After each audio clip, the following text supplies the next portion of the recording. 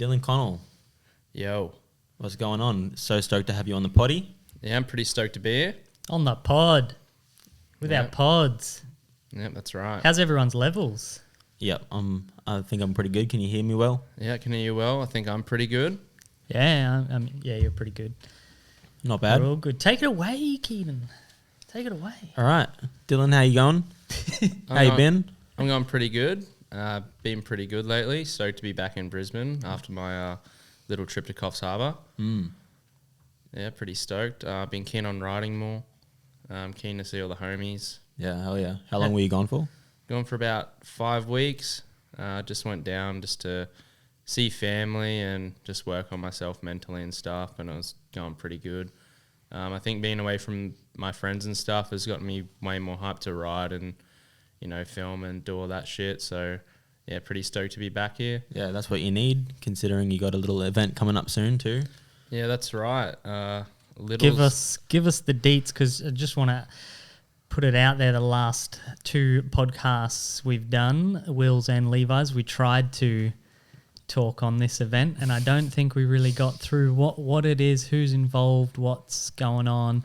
And given your involvement in the event, I think you're the man to bring us home on that. So yeah, so little's an understatement. So I've been chosen to be the team captain and filmer for the Dissidence event coming up. This is Scootering, and yeah, I've got 10 riders involved.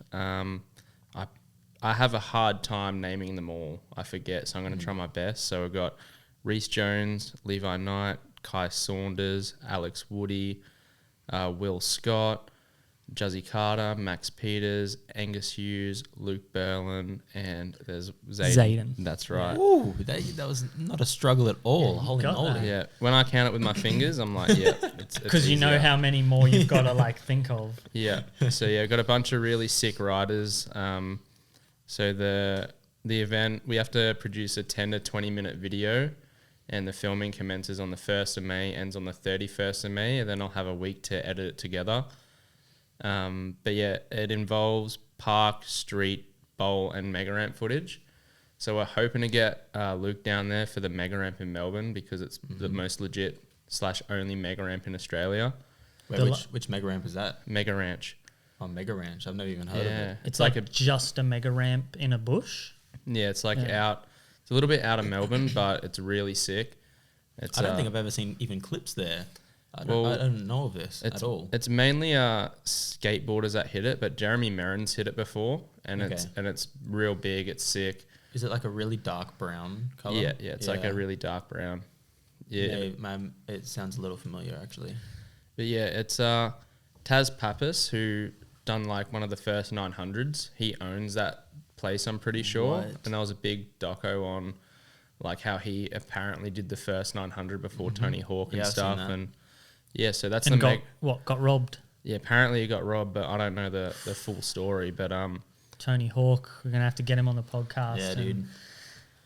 That's one thing I was hoping to see on like the 9 Club podcast, because they had him on. He didn't talk about it? No, I was wondering, like, I didn't watch the actual podcast, but I was hoping to see a highlight about it, and I did not see a highlight about it. So. If your whole career was based on robbing someone else's trick, you probably wouldn't talk about it. You probably would if you were sure that you didn't. Yeah.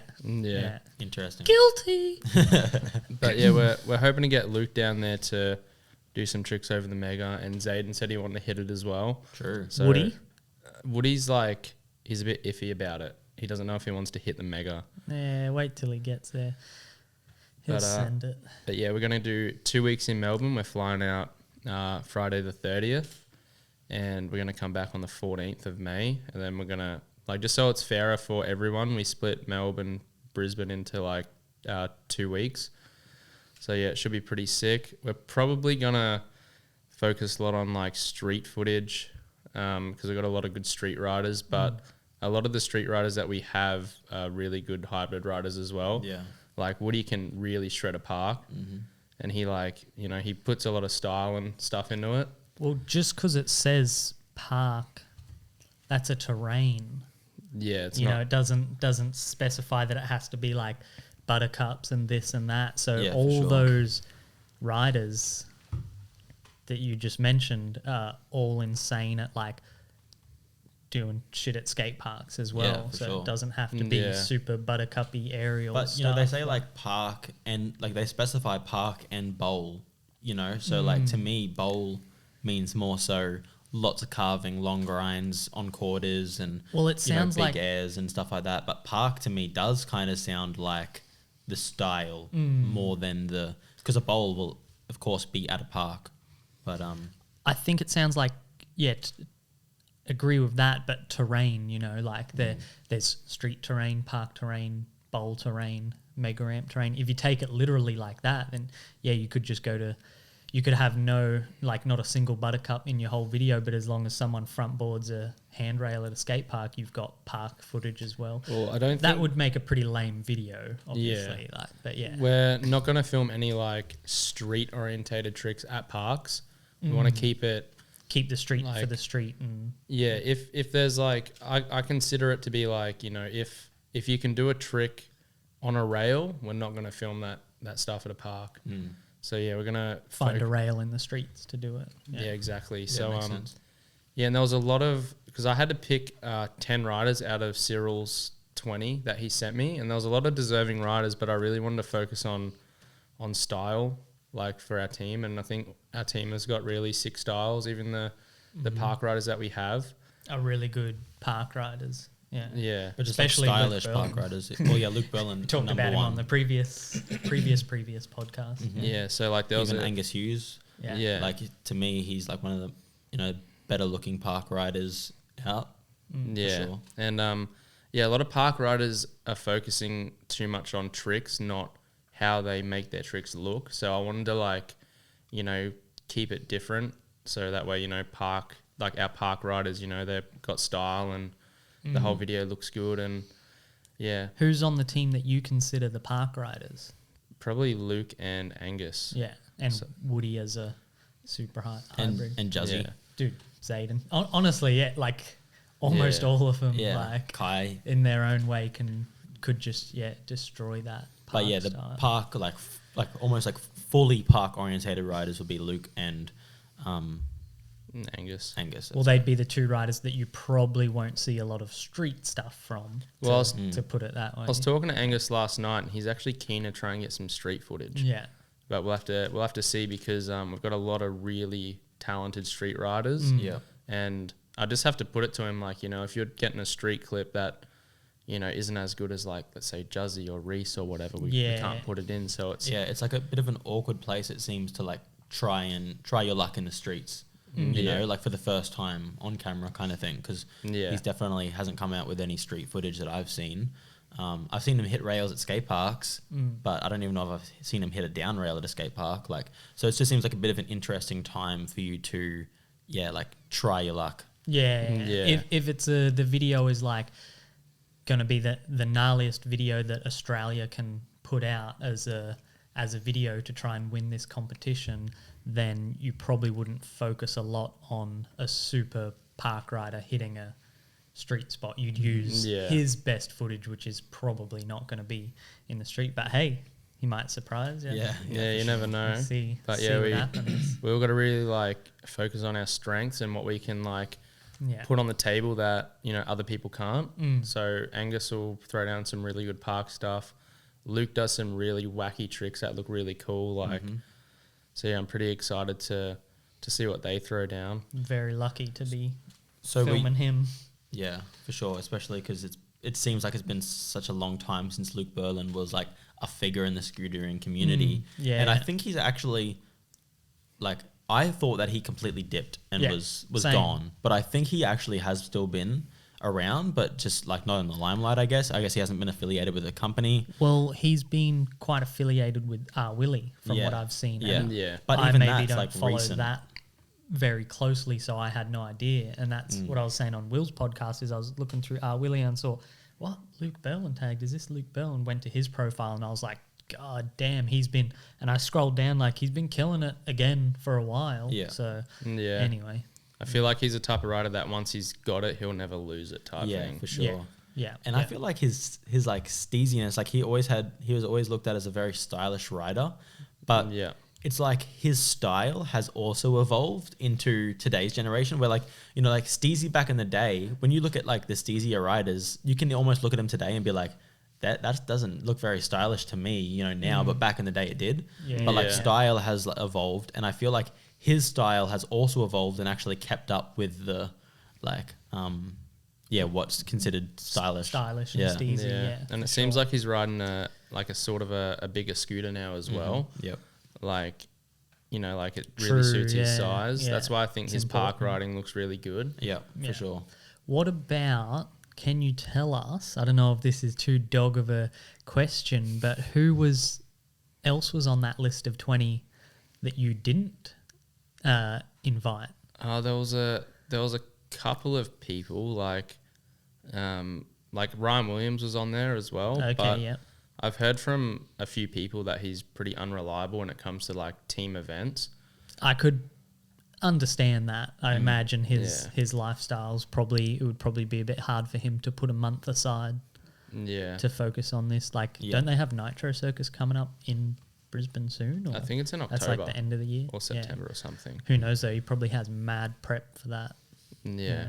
But and also good luck getting Ryan to leave his own mega ramp to come and film at the one in Melbourne. Ride another ramp. But yeah. Like you never know. You could have asked him and he might have said he might have been down. But I don't know. A lot of people were just like, nah, like he's pretty unreliable. So fair we'll choose someone else. And I also wanted to give people that don't usually get these opportunities a chance. You know, people that really kill it, like Woody, Zayden. Yeah, that's big. That's going to be awesome to see both of them in this video. Yeah. What about me? You could have been on the team, man. Was I on the 20? Was I in the top 20? You weren't in the top 20, unfortunately. Damn. Goddamn. You would have been my first choice though.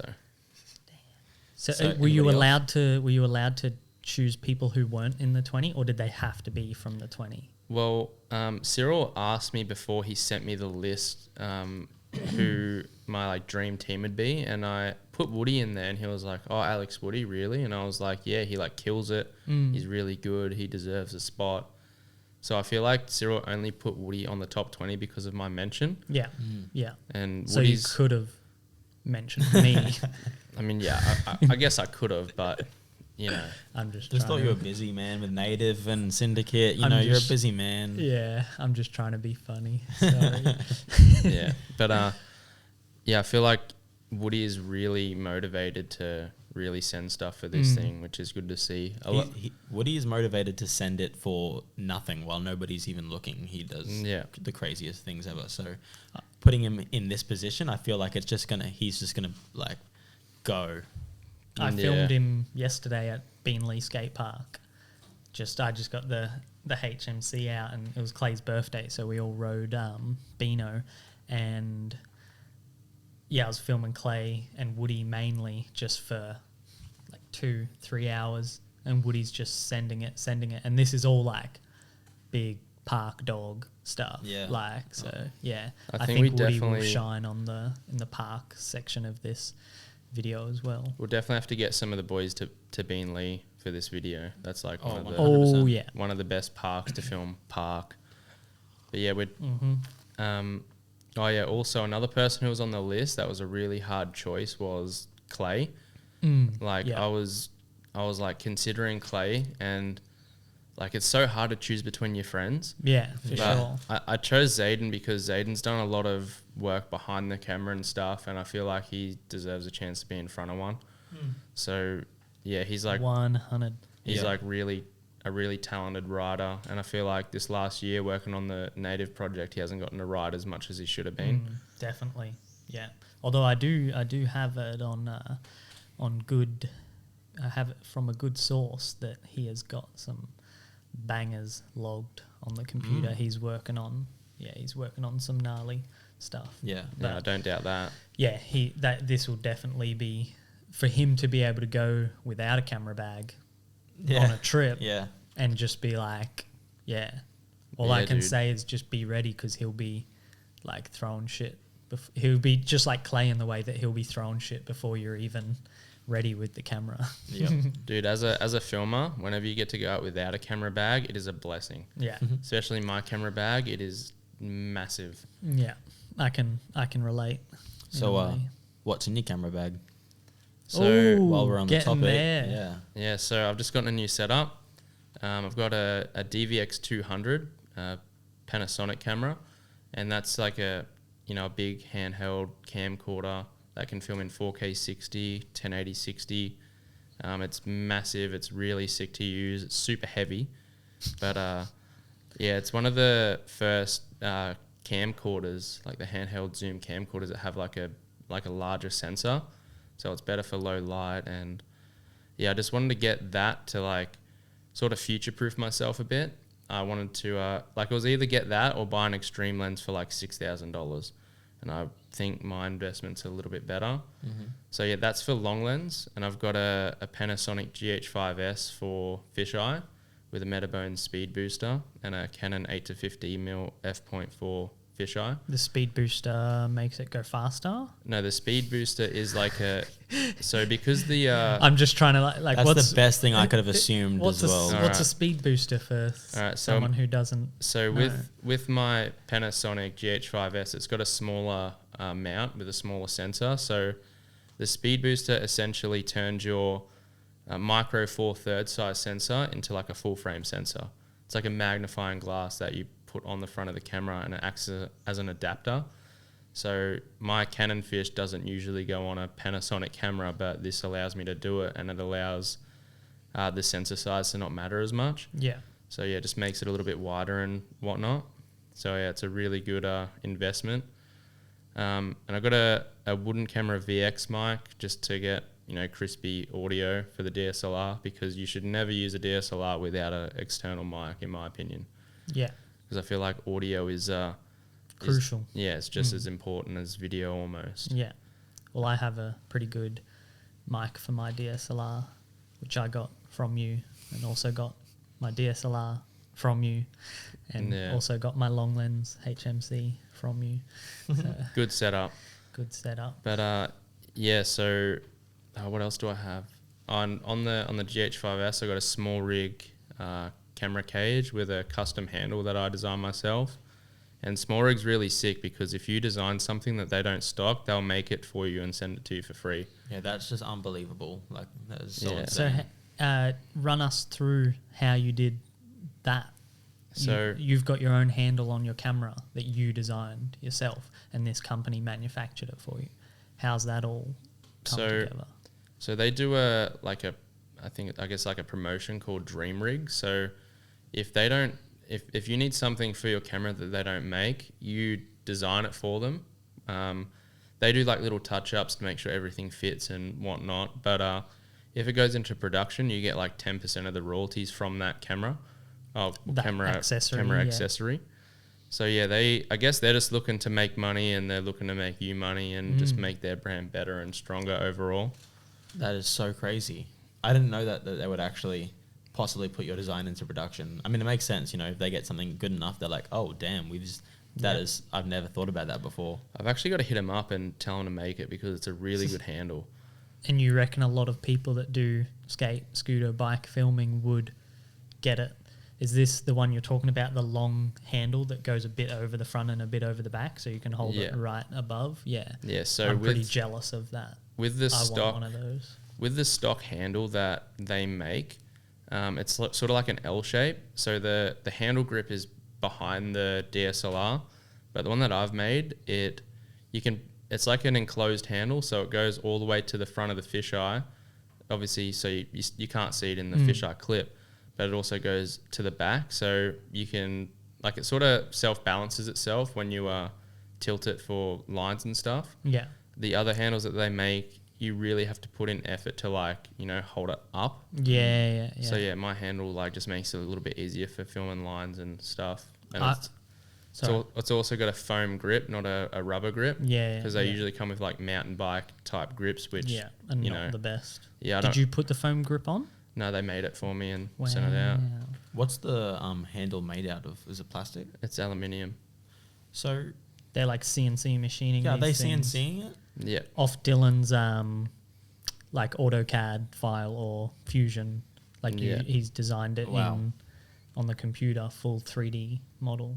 Yeah, and it's a lot better than, you know, you got your Opteka X grips, which, you know, make the fisheyes, make the camera wobble like crazy. Yeah, they did the job. Made out of plastic. But they did the job for a couple of years. There's also another brand that makes a plastic scorpion handle, as they call them, but they have an adapter for the top of it that slides into your like camera shoe as well. That keeps it stable. Yeah, but still like plastic, like, I don't know, I'd rather just something solid, something metal, so I know it's not going to break or, you know, get damaged or whatever. Mm-hmm. But yeah, it's really sick. So the handle just screws into the top of the camera cage, and I always leave the camera cage on because it acts as like a little bit of protection while your camera's in your camera bag as well. Yeah. So yeah, it's a really, really sick brand, and anyone who films should check them out. And, you know, what is it again? Small Rig. Small Rig. Small Rig. Yeah, they're pretty sick. Yeah, dope. Yeah, I feel like a good handle is very essential for filming. Yeah, unless you're filming with just a fisheye screwed onto your HMC or whatever. Yeah, because they have come with the handle. Yeah, because those cameras come with a handle.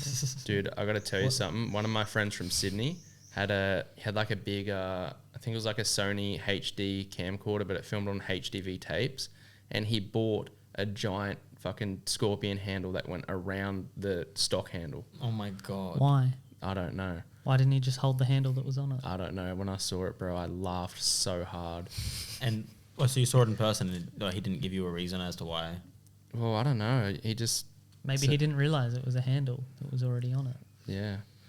But yeah. Maybe he needed it. Maybe he actually was like, man, I need to be like a little bit, I don't want to bend down as much. Yeah, I mean, it's still worked and whatever, but it just looks funny. Yeah. It looks hilarious. I feel like that's quite an issue for me, being quite a small person, that I've struggled with filming a lot. Like having just shorter arms and being smaller and a bit weaker as well. Like, yeah, and I've just been thinking about it more and more lately. Like I need a handle that's got a bit of reach on it, because I just feel like I see people just coming out and in and stuff. I'm like, if I go to full extension, the camera's like, you know, shaking and stuff like that. So I can film pretty good if it's all like close and stuff, but I need a big strong handle that can get out further. I remember seeing a clip, I think it was filmed of JD in maybe his Fatherland part or something, but I think it was Rudy filming him, and I swear the camera was like attached to a tripod that he was holding upside down, and he was running like this, but the camera was all the way by the ground. Oh, dude. Or it was an actual... RS Motion has, I think it's like a gimbal or something, and you can like hold them close to the ground, but I feel like you have way less of a reaction time if a scooter like comes to your camera. Yeah. And also, if it's like a solid handle, because I know Wise made their own handle, and it's literally just like a long tube with like a handle at the top, but I feel like that'd be like hard to like tilt it back properly and stuff. Yeah. Like that's why I'd rather just have everything close, and you know, it's... Well, when you look at HMC or a VX, the handle's actually quite close to the lens. It's almost barely higher than the lens. It's just behind it. Yeah. And that's what has provided kind of the blueprint of filming for sure. years. None of this like big, you know, thing above it ages away from the lens and stuff. They're close and reactive. It makes sense. I guess they just got stronger forearms than me. That's what I was going for when I designed my handle, something that sort of resembled the camcorder look and feel. Yeah. So yeah, I'm pretty stoked how that came out. All right. So you've told us a bit about Dissidence event. You've told us a little bit about your camera setup. Let's bring it all the way back to the beginning of your scootering career, or not even your career, but, you know, just scootering for you, and tell us about how you got into it. Lil Dill. We want to meet Lil Dill. Alrighty. So, like, growing up as a kid, like, I'm surprised I got into riding, because I got into scootering in 2008 when I was like 11. But up until that point, I was like a very like indoor sort of person. I love Lego and just playing with toys and, you know, all that shit. So, like, I can't even remember why I got the urge to go to the skate park, but yeah, I just did it one day, and I had a really crappy scooter, It just said turbo on the grip tape. It was like, I don't know, it was really bad. But I came down and, you know, I guess I enjoyed it. I can't really remember too much of that period, but I think when I really started to get into it, I got like a Razor A model and started riding that, and I sucked for so long. Like it took me like about 6 months to learn how to jump up the quarter, and I don't know, I sort of liked the challenge of it. And then from there, you know, I got a blade scooter, like the old fold-up ones with like the rounded like extrusion, and that was 6 scooters back in the day. True. Like they were like, I thought a blade would have been worse than the Razor. Well, the Razor A models were pretty bad, but the blades just felt solid because it had like the clamp on the folding mechanism, so you didn't need to bolt it or anything. True. So wow.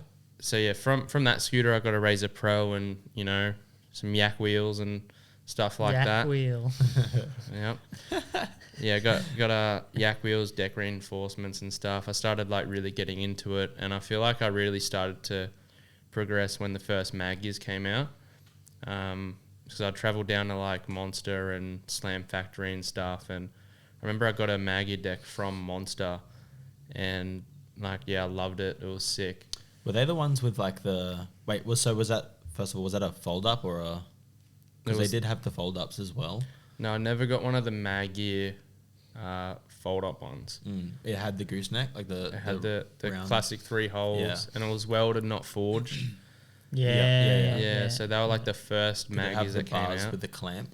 I only got the deck.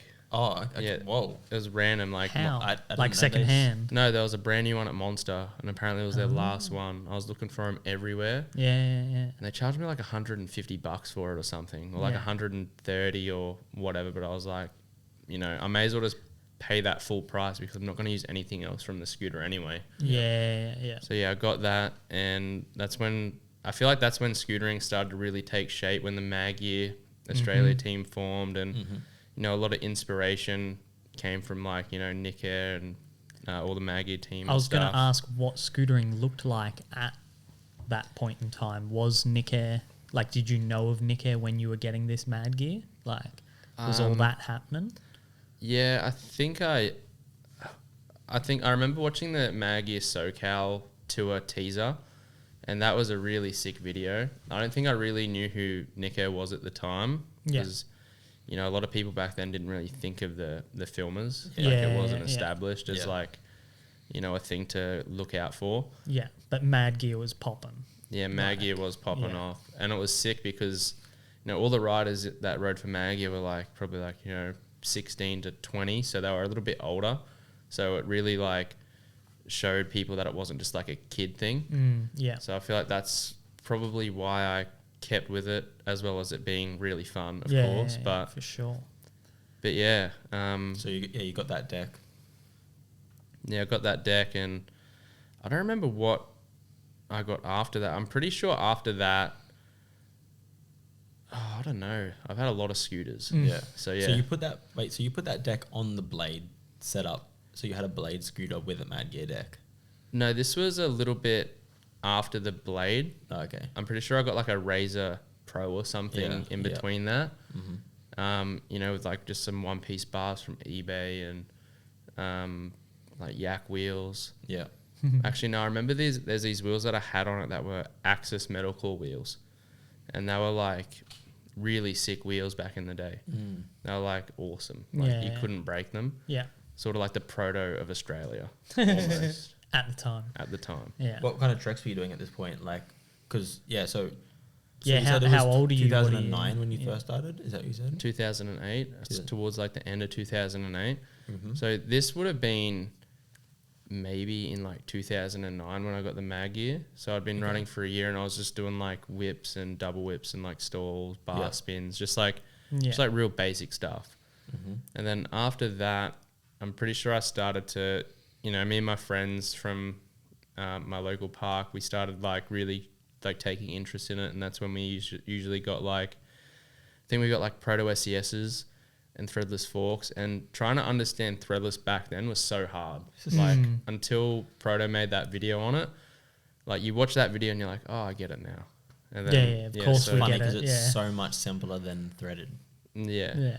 So I don't know. Threaded's so simple when you think about it. No, but aren't there like multiple? Oh, true. There's the like nut and like then the lock nut. Yeah, I don't know. Yeah. But yeah, just I don't know. just I don't know. just doing something like that way for 2 years and then realizing, oh, there's a better way to do it. Yeah. It just seemed more complicated. Yeah. So we ended up getting like proto SCSs and like inward forks and proto wheels and stuff like that. And that's when our scooters started to actually feel not like toys. Mm. And then Yeah. So like the scooters are getting better. All of a sudden, you can actually do more stuff on them as well. Like like they were And that's just 2009. yeah. That's crazy. I didn't realize that it was really going like that in 2009. Proto's 08, isn't it?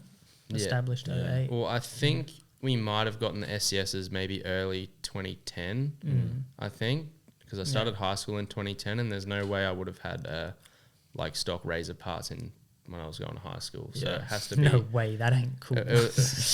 well, I'm just thinking the time period. Yeah. But yeah, Was that's your when scooter dialed? I didn't really care if it was dialed or not. Oh, okay. Never cared about it. It wasn't even a thing. Sure. I cared if my headset was wobbly, but It that's was okay. a big thing at that stage. Really? Like, yeah, because scooters were, well, I'm talking when I came into it 2011 and working at Street and Park, Yeah. and a lot of people still had Razors and pretty crappy Mad Gears and stuff that did not come as solid as scooters come today. Yeah. And it was just such a big thing to get it dialed. Sure. Like, yeah, if the wheels were putting in an extra washer to make sure the wheels were getting tight enough, sticky tape around like the brake and stuff to make sure there was no rattle. Like, Yeah, I guess it it was still a thing. It must have just got to that point where they're like we can't be taken seriously if we're on these rickety like Razor, or fold up scooters or whatever. There must have just been like, nah. There must have just been some people not doing getting it. around with scooters that sounded like basketballs, and then it just took off. Like, that's what defined if the scooter was like, some Good. kids came into the shop with some crappy looking scooters, but if you could like, dung dung dung, it sounded like a basketball, like that was fresh. Yeah. Like, Yeah. But yeah, I don't think I really ever cared too much about that. My scooter was like always pretty sketchy. Yeah. Because I just rode it as much as I could. I didn't want to like fiddle around with it. Like, as long as like my wheels spun and my headset was tight, I was sweet. Mm-hmm. But yeah, from there, I can't remember what deck I got after that or what my setup was looking like. But I remember I started to really get into street riding when I was like maybe like 14. And I ended up getting What exposed you to street riding? What did you see that like? I don't know. I think maybe like a couple of videos from like maybe Matt McKean or Monkey. Yeah. But I don't think that's what really inspired me to ride street. I was just having more fun doing it. 'Cause back when I grew up riding, there was no park or street. You just rode a scooter. Yeah. And that's how it should be today, I feel. Yeah, for sure. But we've created our own divide with park and street. But yeah, back in the day, like, you could, drop in and do a buttercup, but you also wanted to board slide the rail as well. There was no desire just to do one type of riding. Yeah. So I feel like everyone just wanted to, just get good at everything on a scooter. Yeah. Like, you look at Cody Donovan's videos from back in the day, he was doing insane gaps and park stuff, but he was also grinding like huge rails. Yeah, for sure. yeah. I feel like that's just like the skate park mentality when you haven't really been exposed to, like the whole street scene and stuff. You have a skate park which has heaps of quarters, heaps of banks, heaps of ledges, and heaps of rails, or maybe not heaps of everything, but you know what I mean? Like, it's got at least one of everything. So you just want to ride everything at the skate park. So it just makes sense that your style is more broad. But then, I guess it's once like you start breaking out into the street world mainly that it's like, street only.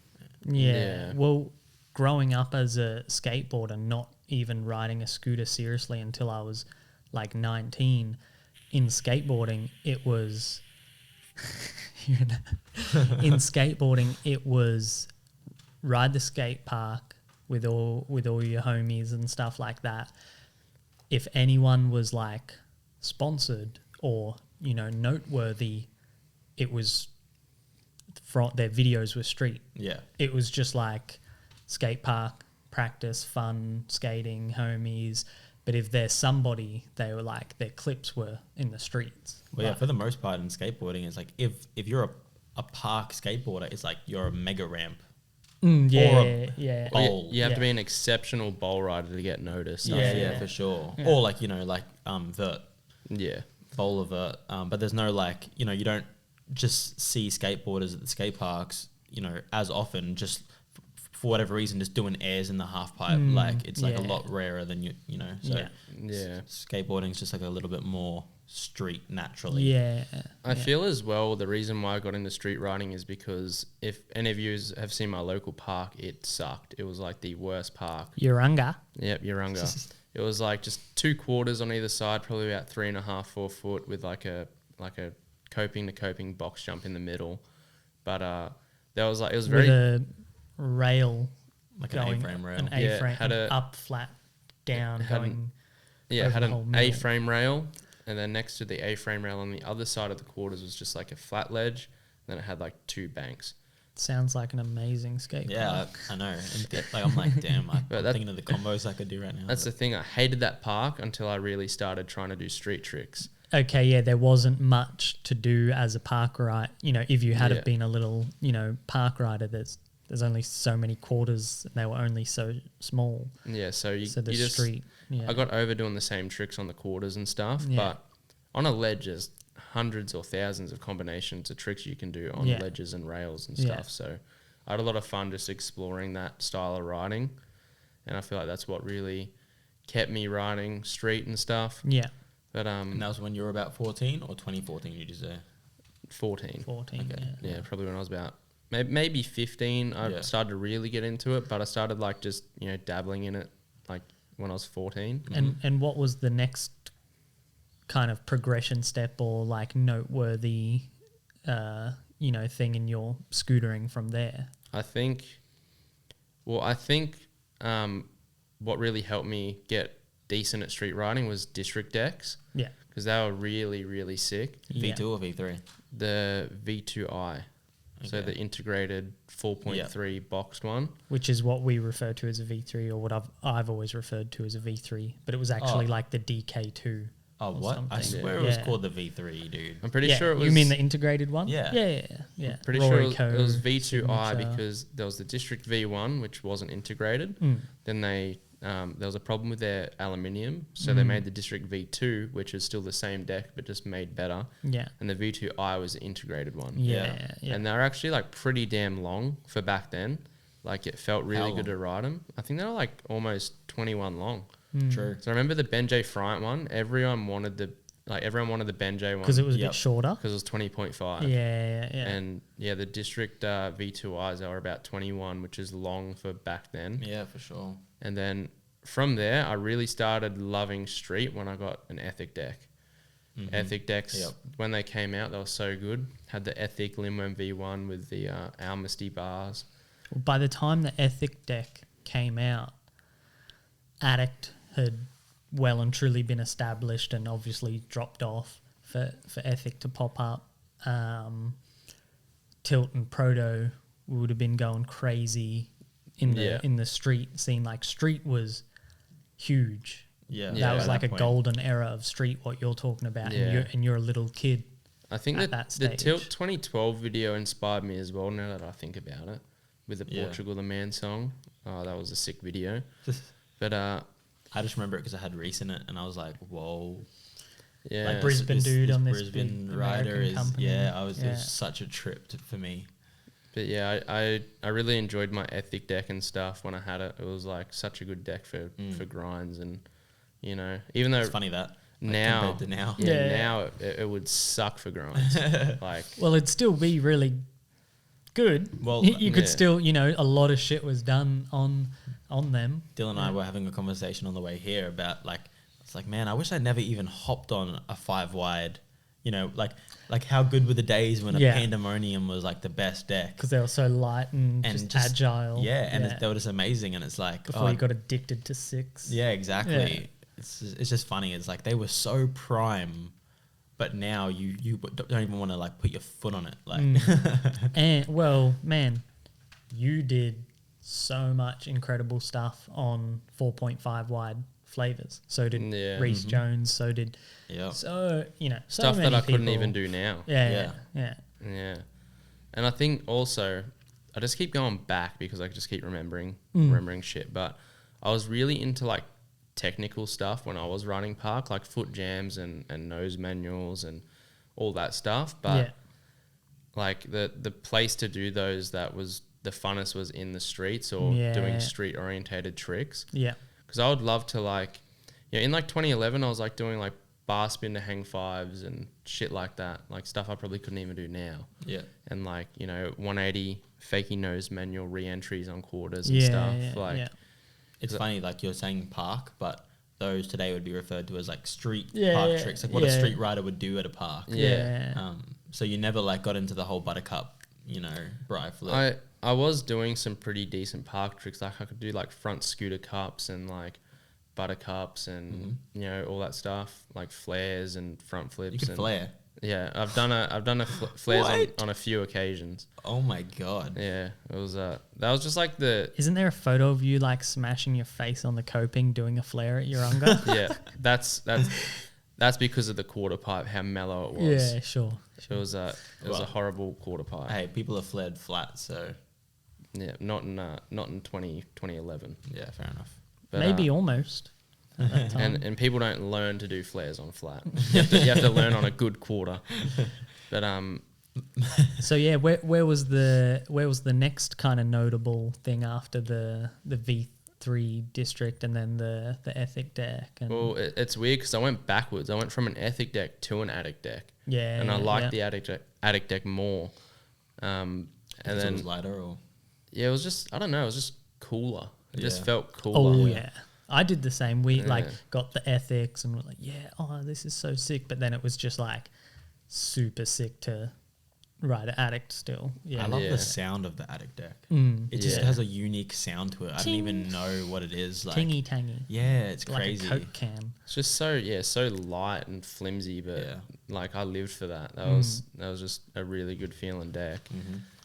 And what was I gonna say? Yeah, so from that setup, I sort of quit riding for a couple of months because like the scene in my hometown was just so bad. There was like one other rider that I rode with and he moved to Sydney. Mitch?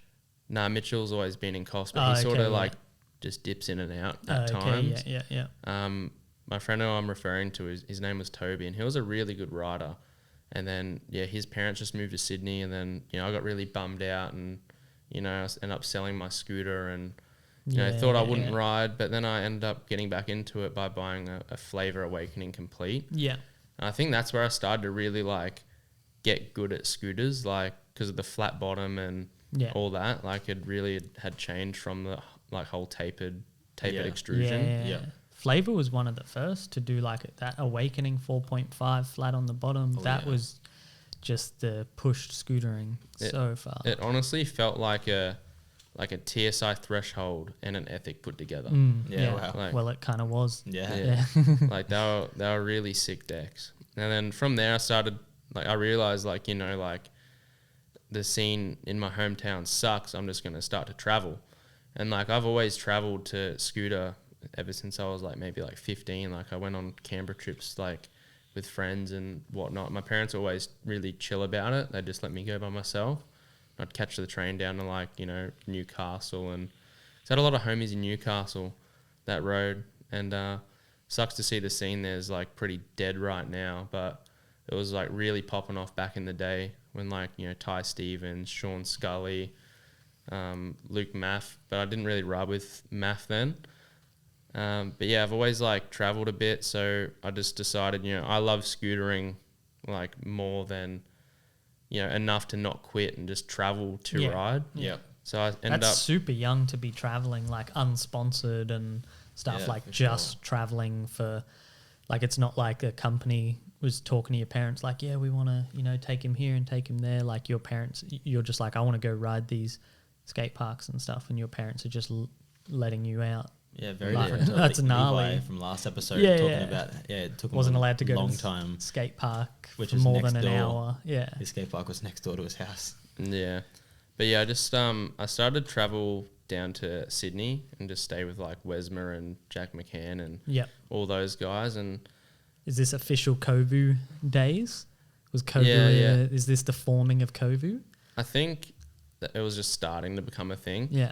It was really sick because, you know, like they just wanted to ride and film like all the time. So I just went down and just stayed with them and, you know, film clips in Sydney and whatnot, and made like a video for Kovu, and like that really... A Dylan Connell Kovu video? It was just like a group video. Yeah.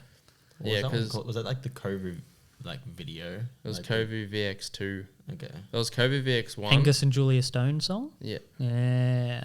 Yeah. But I think before... Were you largely influenced by Friendly at this time? Obviously, Friendly's like well and truly established at this point. Yeah, except I got the vibe from Friendly that they were just like really good riders, like pros that you know, it was like hard to get in with them. Yeah. But I'm saying you guys surely were watching their videos and paying attention to them. And being inspired by them. Yeah. But I feel like these days Friendly has been huge with the like grip tape and stuff, to the point where hundreds of thousands of kids all over the world have Friendly grip tape but don't necessarily know how pivotal they were at that time. Yeah. That, you know, obviously they're don't even pivotal know that it's like and a current crew and now, not a but brand. yeah.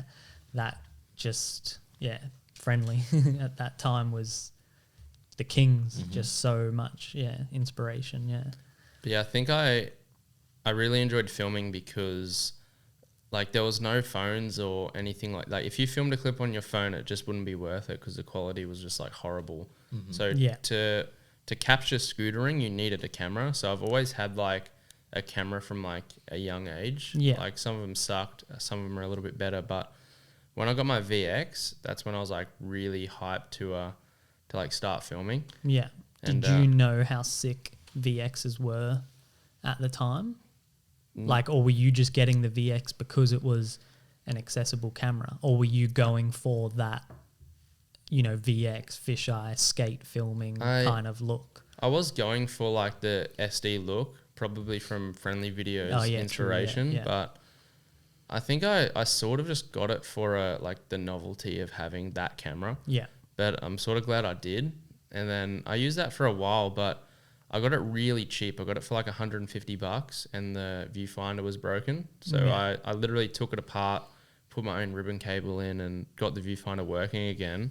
That's so gnarly. That's insane. And I was probably like maybe at the end of 15, maybe close to 16. Yeah. And I literally just looked up a tutorial and then followed all the steps and I got it working, but the steady shot was stuck on, which is a bummer. So the VIG wobbled. Yeah. So I ended up selling that camera for $300, made like $150 off it. Nice. I like told everyone that, you know, I put in the ad that like the steady shot was stuck on and whatnot. Sure you did. And then I ended up buying a VX2, which now you own. Yeah. Whoa. Yeah. It's in the cupboard. Like $300. Well, it was back then, but now they're getting harder to find. Yeah, they're like way more of a collector's item now. Yeah, like I don't know if I intend on using the one I bought off you. I just want to keep it in the cupboard as a, you know, sick. In 10, 20 years time, I'll be like, oh, look at this. Yeah. You got to run it every now and then. Do I? It's good for the camera to use it. We should film one of these episodes on the VX. Oh my God, dude. That'd actually be pretty sick. Yeah, that'd be dope. Next step. But now we'll get you back for that on episode 103. Yeah, or just P&L, like or the Front Hurricane podcast Hurricane, or whatever. New section coming soon. But yeah, the VX that I got, it still had the original stickers on it from brand new. It had the instruction manual. Like it was like mint condition, and it's always been in like mint condition. I just took the stickers off because it looks cleaner. And I mean that's what really got me into filming. Like, I realized that I enjoyed filming almost as much as riding. So did you film much of that COVID video? I almost said COVID video. Yeah, I filmed and edited like the whole thing. Oh, okay, true. Yeah. Wow, I would have thought it was Wesma. And I was just a week-long trip in Sydney, or like maybe 2 weeks that I started to film. That was like your kind of entry into Kovu and stuff, like at the time. Yeah. I pretty much filmed a video for Kovu, and I started, you know, traveling back and forth from Sydney a lot.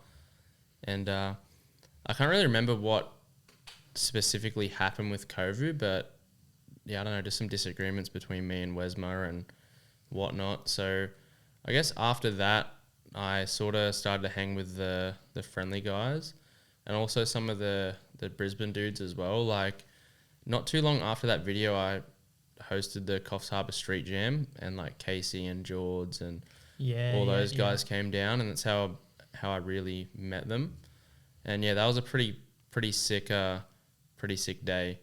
Like, I was pretty stoked to throw that together. You just put together a street jam for Coffs. Yeah, pretty much. I just hit up Casey and Vex Brand, and they were our only sponsors. But it's just a small event just to get people from the same hyped. Casey as in native at that time? Yeah. Yeah, okay. Right. Yeah. Yeah, and I guess that's how I sort of got in with native. And I remember Axel Pegas got introduced to, like, on the native team on the street jam. Yeah, true. And I think after that I started to travel more to Brisbane than to Sydney. And that's the good thing about living in Coffs Harbour. I was like right in the middle, so I could choose whether to go up or down. Yeah, for sure. So yeah, then I remember I came up to Brisbane with my dad in a motorhome, and we're literally like living at Shayla Park skate park. And Casey just hit me up and he was like, I was with Jake Durbin. He was like, do you and Durbin want to ride for native? And I was like, yeah, that'd be sick. So that's how I got onto native. Yeah. And I'm pretty sure that the year after that, I moved to Sydney and started working at Scooter Hut, and just got in with all the friendly dudes. And because they all worked at that Scooter Hut as well, or a lot of them. Yeah. So did you know them before working at the Scooter Hut, or was that kind of I met them on a Sydney trip in the same year, I'm pretty sure. And I was staying with Jake Turner, and then I forget what happened, but Jake introduced me to Dylan Ryan, and he said you can crash here if you want, because it was a bit closer to everyone. Yeah.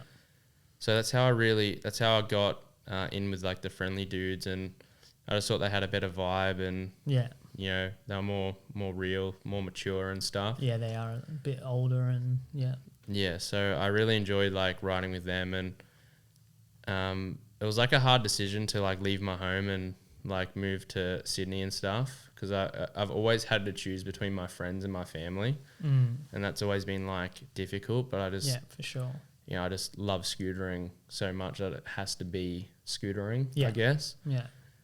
But yeah, from moving to Sydney, I remember everyone on native, like they were pretty much all Kovu riders, like McCann and Durbin and stuff, and there was just like a lot of beef in the chat from like my beef with Wesma. And that's what made me sort of not feel welcome with native anymore. So I hit up Casey and I'm like, I don't really want to ride for native because of the team members, like we just don't get along. Because at the time, this is very very different native to what it is now. Yeah. And almost none of those riders are associated still, or all, I think. They just had a blank. I just think of native back then as a different brand to native. Well, it was owned by Casey, and you obviously helped out a lot in the creation of it all. But it was a time when those, like when he was putting on a lot of riders in. Yeah, so I just didn't get along with those guys. So by that time, you'd started Lifeboat. Yeah. And I think the only people on Lifeboat were like yourself and Jack Douth. Yeah. And I hit you up and I was like, I'm not getting along with the native riders. Is there a spot for me on Lifeboat? And you welcome me. Yeah. And that... True. And you dropped that gnarly video. Yeah. I didn't know that was like... that lined up like that quickly. I didn't know that you were on native and then That's why I was blanking just then, because I was trying to put myself back there and being like, what was the beef? But there was beef between, not beef, but Kovu riders. Yeah. Well, Kovu versus a lot of pretty much everyone else, and then a bunch of those native riders at the time were like Kovu riders and stuff like that. I'm pretty sure I went from native to Lifeboat within like a day or two. Yeah. Yeah, right. Yeah, and Actually, no, I remember Nathan and Reese were already on Lifeboat by then. But yeah, it was still really small and stuff. Then that, you know, stemmed into like probably in like a 3-4 years fucking sponsorship from Lifeboat all to like the new native. But going back to Sydney, I think Sydney got me really hyped to ride and stuff, but a really big setback was popping my shoulder out when I lived there.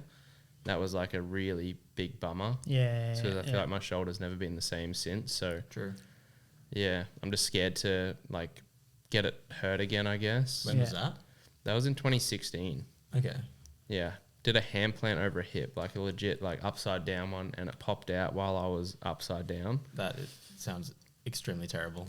Yeah, and I think about the situation with that now, and I just get confused because Kev was trying to help me out and stuff, and he was just driving me around trying to find a medical center or something for like maybe like an hour, dude, and my whole arm went numb. Oh my God. And I was like crying, bro, because like it didn't hurt at first, but then afterwards it was like they really start like bad. swelling and stuff, like and I was I just think like, why didn't we call an ambulance? Like we should have just done that. They probably would have like. I'm assuming Kevin probably didn't think it's going to take an hour for him to actually find a place. You know, it's like surely it's just right around the corner, and that mentality for an hour. Yeah, but I appreciate Kev helping me out. Getting you somewhere. But I wish we just called an ambulance. But I'm pretty sure in New South Wales they cost money. I don't know about Queensland, but in New South Wales you have to pay for an ambulance. Like a call out fee. But that put me out for like at least like 2 or 3 months maybe.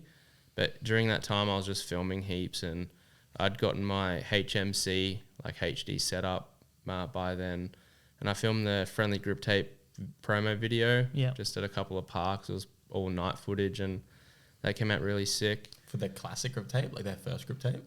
The first grip tape was done through Scooter Hut, but then this grip tape was just done through them. So they're able to make more money off it and whatnot.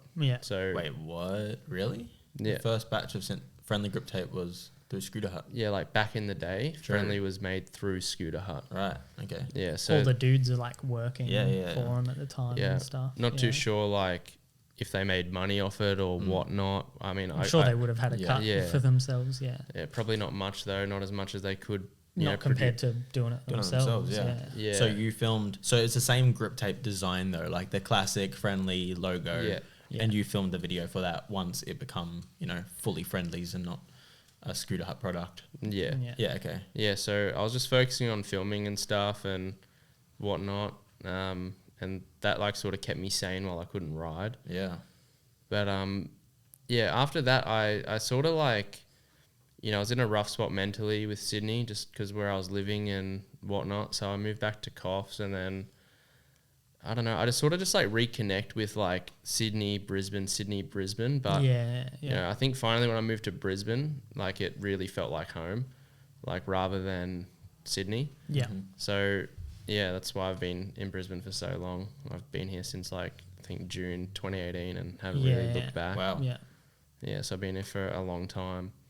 Third guest in a row on the podcast that is not a Brisbane local that has moved to Brisbane, but compared to Will and Lev, they're both very fresh to Brisbane. I feel like I've thought of you as a Brisbane person for a couple of years now. You're talking like 3 years you've been here. Yeah, probably about that. That's crazy. So do you think when you pop your shoulder out, do you see that as like a definitive point where you decide like, where filming really took over for you? Or would you say it was like before when you said you filmed that Kovu part, like, or is there another, time where it really? Well, I think when I popped my shoulder out, filming was just something to do. I really enjoyed filming and, but I would always see myself as a scooter rider first. Yeah. And I think, with the lack of, because as anyone who knows me knows, I'm really picky and fussy with how things are filmed. What? Like, whatever. I've got a lot to say about how people use cameras. But you definitely do. I think whenever I got a clip myself, I would always be just so let down by how it turned out that I just stopped trying. Mm-hmm. I remember this one clip that I filmed. You were there, and I did like the fakie wall ride cab whip many 3 off that curb. 180 to fakie wall ride to drop down. To 180 whip many 3. Oh, 180 whip down to Manny and 3 off in the city. curb. Is that little like Manny pat? The Yeah. purple wall thing. Yeah. And insanely gnarly trick. Yeah, that's messed up. and shout out to Donald, but he cut my feet out, and I was just like, Which is pretty crucial. yeah, when you're doing a tail whip landing. Yeah, but I feel like that was like the turning point where I was just like, I remember. I remember that. I didn't really film many clips after that at all. I just thought like, you were just so over it being like really good at filming other people, because you are an extraordinarily good filmer. If you're there, it's like, I want you to film it over anyone else there. But and then you do a clip that you're super stoked with, see the footage, and you're just like, damn, butchered. I can't like, use that. It's just, what's the point? Yeah. I always trip on that, like people who are so good at their craft, but like they're so good that they can't have anybody else do it for them. Like I think of imagine being an amazing masseuse and just knowing that you will never get that treatment yourself. Like, that's pretty much it. Yeah. Unless you pay amazing money for it. Yeah. I could probably get if you've clips. got the best hands, then I could probably get clips if I, maybe I fly Parish over here out of my own pocket. And then you'll get some good filming. Yeah. I mean, you could always just get me to film you. Like, You're actually really not a bad filmer. Regan is a good filmer. See that? Regan is a good filmer. Even like for his standards, like you're actually not a bad filmer. Like actually, that's his. I should have got you to film it instead of Donald that day. I'm pretty sure I was like trying to put my hand up, but because he was filming a lot at the time and had his own like camera setup and stuff, you're like, nah, surely Donald's got it. And I was like, it's a long lens. Like, there's no way you can fuck up long lens, dude. Like, that definitely got fucked up. Yeah, and I remember I watched the clip back. I deleted it on the spot, but I wish I kept it because I'd like to just see that trick. Yeah, but for sure. That could be like how on the 9 Club they've got the switch flip Manny in the background constantly. We just have this clip of Dylan getting foot chopped. Oh my God. Foot chop. But yeah, I feel like that was a turning point where I was like, there needs to be better filmers in scootering, like more of them. And in like this age of just like iPhones and Insta, like a lot of kids probably will never own a camera or never film a part. Which is a bit of a letdown. Yeah, for sure. It's crazy that you put it like that. When you put it like that, well, I was speaking to some kids the other day at Syndicate, and I was like, "So, like, do any of yous have, a camera at all?" And it's like, "Oh, I've got my iPhone, but like, I can't afford, a camera." And it's like there's nothing else you can say to that. Well, it's like, their iPhones damn, are way better of a camera than what they could afford. Yeah. For sure. Like, because we're, the camera setups we're talking about are just minimum $1,000. I feel like if you can find a little handy cam, like, iPhone would be better. You could literally get a depth lens for it. Depth lens fish with the depth lens handle. You can always tell. You can tell, in my opinion, you can tell the difference. You can tell when it's an iPhone. But even if it's just like a bad camera, in my opinion, that looks better than an iPhone. Like, I would rather see a bad camera, an edit film with a bad camera than an edit film with an iPhone. Well, if they turn you can just tell it's an iPhone. If they turn it sideways and zoom in and out, at least that could be, could replicate a long lens part. Like, could replicate long lens. At least clips, iPhones have like steady zoom. Yeah. If kids get DSLRs, like long lens on a DSLR shouldn't be a thing unless it's tripod still angle. That's the thing. For all these kids, it's pretty hard. I mean, it's no harder now than it was for you at the time, but there was something in you that drove you to like get this VX and understand the VX and figure out how to use it and make a video part and stuff like that. Yeah. Well, you didn't have the option to have an iPhone at that point. That's true. That's true. But also, like, a lot of kids, especially with like gaming these days, like, what are kids gonna choose? Like, let's say they get like a $500 budget for their birthday or something. Are they gonna choose a PS4 or like a DSLR? I would personally choose DSLR. I would choose a camera. I would choose a camera, but I've never really been into gaming that much. Like, I haven't played games for like 2 months. Yeah. And I don't really care for it too much. Oh, okay. But because I know you were a bit of a Fortnite junkie not too long ago. Yeah, I mean, it was something different. It's fun, but like it doesn't consume my life like a lot of kids do. Yeah. But for sure. I guess it's just where people's priorities lie if they want to, you know, because I just can't imagine scootering with no video parts. Like the people that are filming like really good parts are like keeping it like alive and giving it like a good sort of a good view. Yeah, I guess a good look, image. Yeah. Are they? What, like people that film video parts? Yeah. Could scootering continue to progress if video parts just became less and less prominent, less and less important, and Instagram just became more and more important? It could still grow, but I don't think it'd be growing in like a very legit way. Like, because like there's been some crazy stuff on Instagram, but I can only remember like maybe 1 or 2 things. Yeah. Like the thing that comes to mind when I think Instagram, like notable clip is Maxime Buzzard's gap lip. Yeah. Down that huge like. But even that was filmed with for a proper video cameras, like, and just put on. No, it was filmed with proper cameras and just filmed as a welcome to. Yeah. Okay. Like an Insta clip welcome to thing. Even if that was filmed on an iPhone, I'd probably remember it because that's pretty gnarly. Yeah. Oh yeah. Like But next level. But Insanely but I don't know. Like when I think of, you know, a world without video parts, that sounds to me like, I feel like heaps of people would drop off. Like I feel like scootering would become just a thing for, you know, kids under 15. I feel like. And it just shows no like patience and no determination and, you know, just obsessed with like getting that, you know, instant like gratification. Yeah, for like, sure. You know, like it's sick when you're sitting on a bunch of clips, bunch of footage, and you're just like, wow, this is gonna be something sick, rather than sitting on a minute of footage from that day and just be like, oh, this is gonna be dope, I'm gonna drop that. Yeah, you know, like it just shows patience and determination and like good work ethic when you film a video part compared to constantly releasing just Insta clip after Insta clip.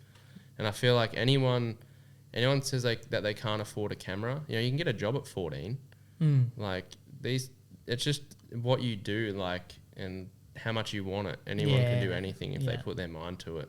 So not being able to afford a camera, I see that as like not really a valid reason because everyone can just. If you want to film a video part, you'll find a $100 handy cam at a thrift store or something. You'll figure out a way to like make it work, or you'll go out with people who do film with cameras. And the thing is, you know, like these kids love scootering so much, they're not going to say they can't afford a scooter. They find a way to ride. Yeah. So if you love filming that much, you'll find a way to get a camera. Like you can get like a DVX for a couple $100. Yeah. And that's like a professional standard def camera that you can make really sick videos from. Yeah. So I don't think like, oh, I can't afford it isn't really an excuse. Yeah. I think their priorities are just different. Yeah. I just think they have the option to, you know, just have an iPhone, and Instagram is so big at the moment that it's just, you know, I don't think they necessarily do think like, oh, I don't feel like they feel pressured to film video, like full length videos, because they have Instagram, and Instagram is what everybody uses all the time. So, you know, they can feel content in that. But I feel like if there was more pressure to film video parts, then, you know, maybe they would go out there. But, you know, a lot of companies have come, you know, to also be on Instagram, just Instagram companies, you know, and not be pushing their riders to be filming like full video parts and stuff like that. So, you know, like, but whereas in our generation, it was like you only had YouTube. So what do you want to do? You want to film YouTube, like, you know, like... Yeah, like, even if you're not even close to being sponsored or pro or anything, your dream is still to, like, get a camera set up and, like, put together a web video, like a part on YouTube. Like, that's where you would put stuff. And putting it on Instagram doesn't just compete at all, because you can't, like, have... I mean, you can with IGTV nowadays, IGTV but is, you know... The way that you could or would, like, you know, work on a full song and stuff like that on YouTube, and the intro and outro and stuff like that. It's just so much more legit. I feel it's just like it's a film. Yeah, you know, it's not like a clip. It's a full body of work that has its own vibe and has its own feel. Yeah, you can't just go on iMovie and just edit it up, put a you know XXX Tentacion song underneath it, and just like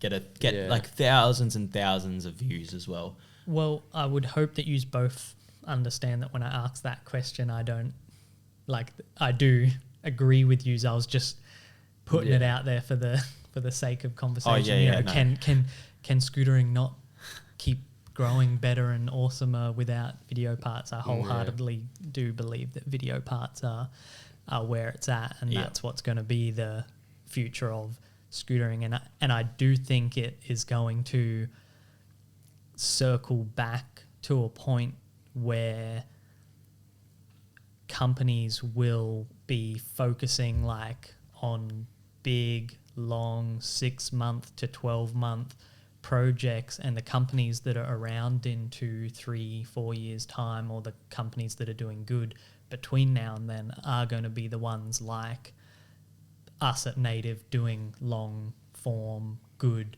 meaningful, impactful videos. Aztec, Native and Aztec are definitely the first two companies to come to mind. Even when I think Tilt and Proto seem to have completely dropped off from doing long. Well, no, Tilt still has their riders doing video parts. Yeah, but it's not done quite as well as what they used to be. Yeah. Tilt 2 was they were the benchmark of what a legit. Yeah, when Casson was editing, because Casson edited Tilt 2, he done a really good job. Yeah, and he done a little interview about what it means to film a video and edit and whatnot. And I feel like with Instagram, everyone's just trying to copy everyone. Everyone is just trap, rap song, whatever. Let's just put my clips together, bit of slow-mo, whatnot. But with a video part, you try and make it as different as you can, just to sort of stand out, I guess. Because I think scootering is just all about self-expression, and when I film a video part, I try and do it different enough to where it's unique, but also keep the same format of a typical scooter video / skate video. Yeah. But yeah, I get a lot of my inspiration from skateboarding right now. I think skateboarding videos are the best they can be at the moment. Yeah, I think that's where most filmers probably do get their inspiration from. Yeah. Out of the filmers that I know, being like you, like Jordan, jokes. Well, I referenced those two, you and Jordan specifically, because you're two people that I know that will pretty much never even watch a scooter video. Yeah. Because it's just you get no inspiration from it, because the production of skateboard videos are so much better. Yeah, because that's what they've put all of their energy into for the past 30 years or or longer. Bigger budgets as well. Yeah, the companies are bigger. They've been around for longer, but it's also that they were lucky to really form their foundations in full length video parts. Even before Instagram even existed. Yeah, and everybody's favorite skate videos are not even just parts, but actual full length videos. Alien Workshop Minefield. Yeah. What is it? Is it Yeah Right? Is that? Yeah. And yeah, I'm blanking, but I feel like that's a lot of people's favorite skate videos are even longer than a 4-minute part. They're usually the 30-minute full length videos. So it's it's just I very rarely watch an Insta clip and go all right, I want to go out and fucking send it today. I want to get better at riding street. I want to film better clips. I want to put together something, Instagram, the only thing I feel when I watch Instagram clips is to be honest, I can barely remember, because I haven't watched Instagram clips for almost 6 months or something now, since I unfollowed everyone. I only see exclusively Native stuff. So I see Kai's and Levi's stuff, and Levi's recent at Jindalee. I watched that and I was that pumped me, that was hype, but it was more wow, Levi's so good.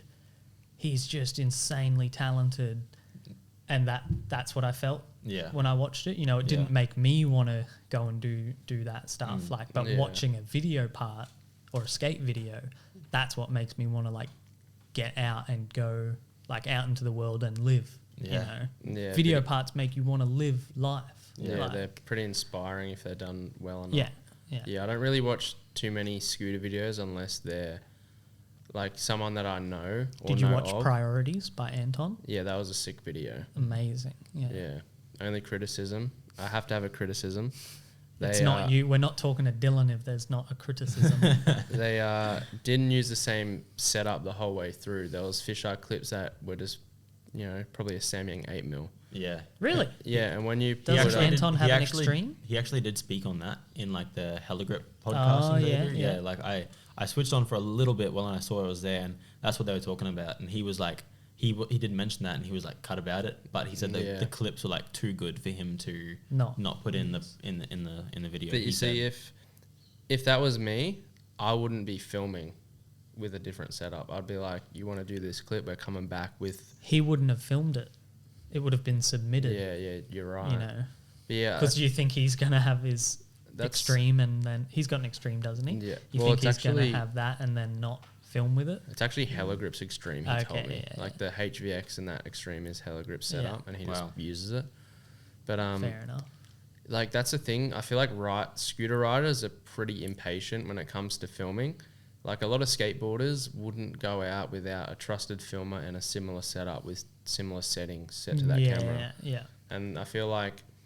Or they just go out with whichever filmer they're with at the time that day, and just all the footage goes... Like if one filmer films you, like you could be filming with 3 different people, but you'll keep filming until you have a full part or whatever per... setup, like per camera also setup. A lot of those skaters that you're probably seeing like on Thrasher and whatnot are probably affiliated with big companies, and you know those companies probably have team filmers also. Yeah. All right, so you know, speaking on video parts, you just released one yourself quite recently, this Sypher and Syndicate collaboration surveillance video. Tell us about how you got into that, and also give us a little bit of backstory on Sypher, the brand itself, because Sypher is very new and it only was just kind of released, you know, very shortly before the video come out. Yeah, how did that all go down? What was the process? Well, I just wanted to get some of the younger riders from Brisbane in on this project, you know, that probably wouldn't have had the chance to film a video part at all. Yeah. So I was just trying to show some love to like the younger Brisbane riders and get them involved on a cool project. And I guess I decided to collaborate with Syndicate because it's really cool to see some of like the new generation riders mixed in with like the, you know, some OG shredders. So who were the riders in this video? Josh Mills, Jack Hopgood, Dylan Dixon, Ethan Perry, Clay, Reese, Levi, and Woody, I believe. Yeah. And I got a clip for it as well, a really old clip I just chucked in there. Yeah. And I just wanted to like, you know, like make that just to show people about video parts and stuff, because I want Sypher to really focus on video parts. You know, we haven't been too active on Instagram, which is cool. Yeah, like I just think it would be really dope to have a company in, you know, 2-3 years time be super successful and be able to say at that point that you didn't just bash Instagram to get there, you know, like, well, that's a bad use of the word, but, you know, didn't just, obviously you are bashing Instagram, but you didn't just smash Instagram as hard as you could to get up there. You're trying to, and I think you are successfully going to get there, like through pure legitimate content, like good content. Like I haven't been posting to Instagram very much. I think it's just a tool for marketing. Like if I'm going to post to it, like, you know, it'll be when you've got here's a new product we're dropping, here's a new videos on the YouTube, stuff like that. Or if we do post, like I'll occasionally post, you know, maybe Hopgood or Dixon's clips, you know, just their Instas and stuff. But I've noticed you mostly keep it to the stories though. You know, you'll share it on a story, like to show love to your riders, and you also do like you'll post a bunch of their clips rather than every time they post a clip, you'll, repost it. You'll wait till they've kind of got a bit of new content. So, you're not also posting every single day their clips. Yeah, you don't seem to have that mentality of we have to be posting every single day on Instagram to make sure we're going to make it as a company and stuff. Yeah, and I try to not post, like, trendy trap songs and stuff. Like, I'd rather just get the raw clips and post raws, because I don't think people should be putting that much effort into Instagram.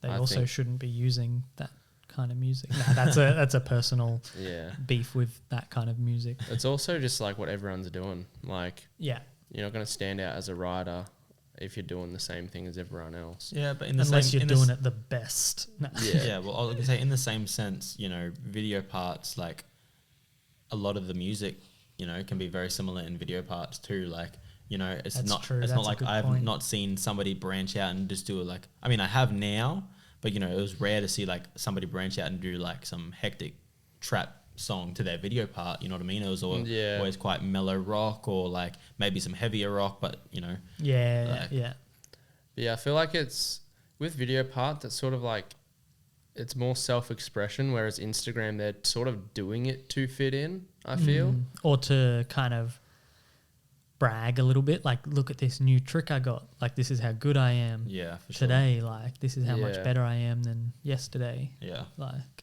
So I feel like with video parts, it's just all about self-expression, what music you like personally. And, I don't doubt that some of the people that post Insta clips with that type of music like that music, but it seems like people just see an Insta clip and just take that same song, use it in their own clip and whatnot. With video parts, you try and be original. Like, it's a scootering sin to copy a song. Yeah. So with Sypher, we're working on a new video as well. Well, before we move into that video, would you say the video that you put out, 2 questions actually, how long did it take to put all that together from conception of the idea to releasing it on Trendkill? Did it end up getting released on Trendkill? Yeah. Hell yeah. And would you say it's your proudest work to date as a filmer and editor? Because you've also recently did like Will Scott's video. Yeah. It took probably about maybe 6 months, roughly. Yeah. I think. But to be honest, I'm not as hyped on it as I was when I released it. Okay. Yeah, I don't know. I feel like I watch it and think it's one of the best things to ever like hit scootering. You got a lot of praise from it as well. Like, all the comments are like, just like commenting on not only the amazing writing, but the production value of that video. And like, wow, like he's like doing it like that. Like, he's really putting the effort in. Yeah.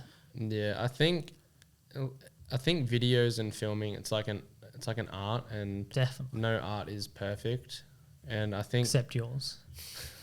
Thanks. No art is perfect, and I don't know. I just can't really watch it and get the same feeling out of that now as I did when I released it. Yeah. Is that to do with your new equipment that you've gotten since filming that? Would that be, Wait, what? Was that with my new equipment? No, saying is it because you've got your new equipment now that you're like, I wish I filmed it on this new setup. Yeah. Yeah, I think it's that, but it's also a couple of other things as well. Just like, if you could go back, you would film some things a little differently or edit it a little differently or something? Yeah, I think I would edit it differently, to be honest. But for what it is, it came out good for our first video. But absolutely.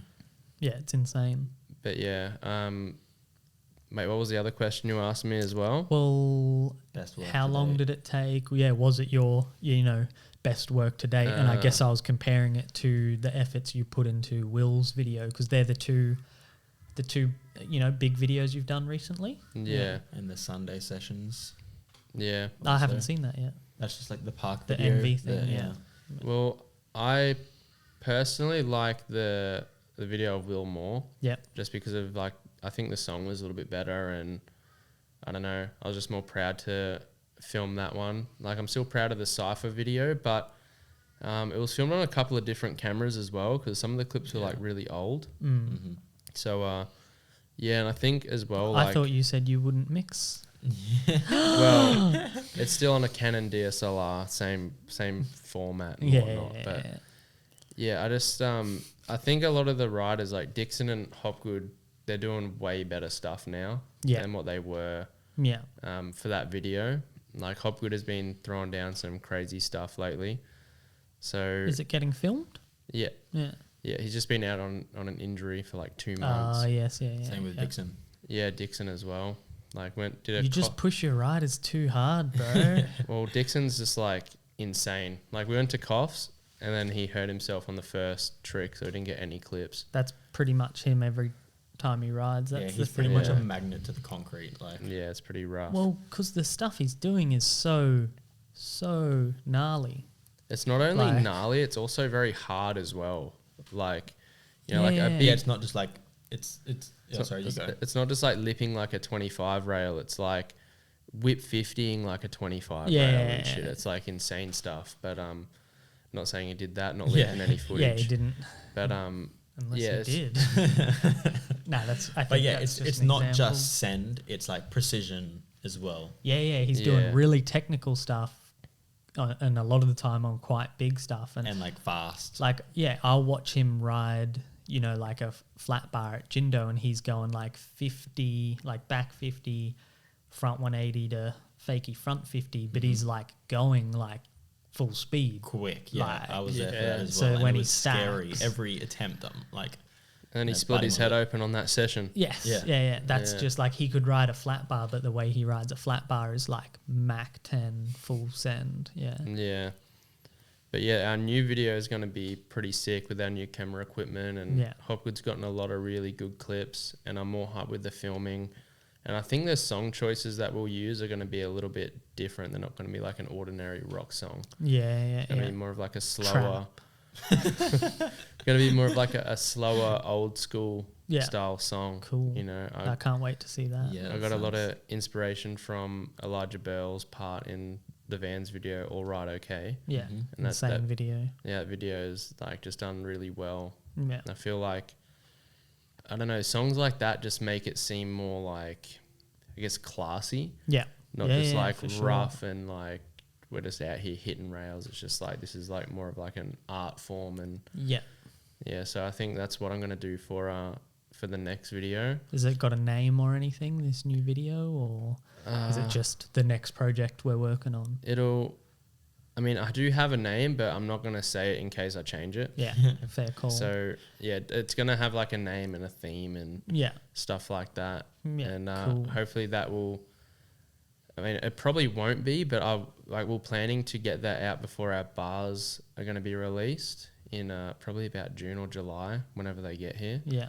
So that'll probably come out a little bit after the bars. But that's quick. That's soon. Yeah. So that's sooner than I thought.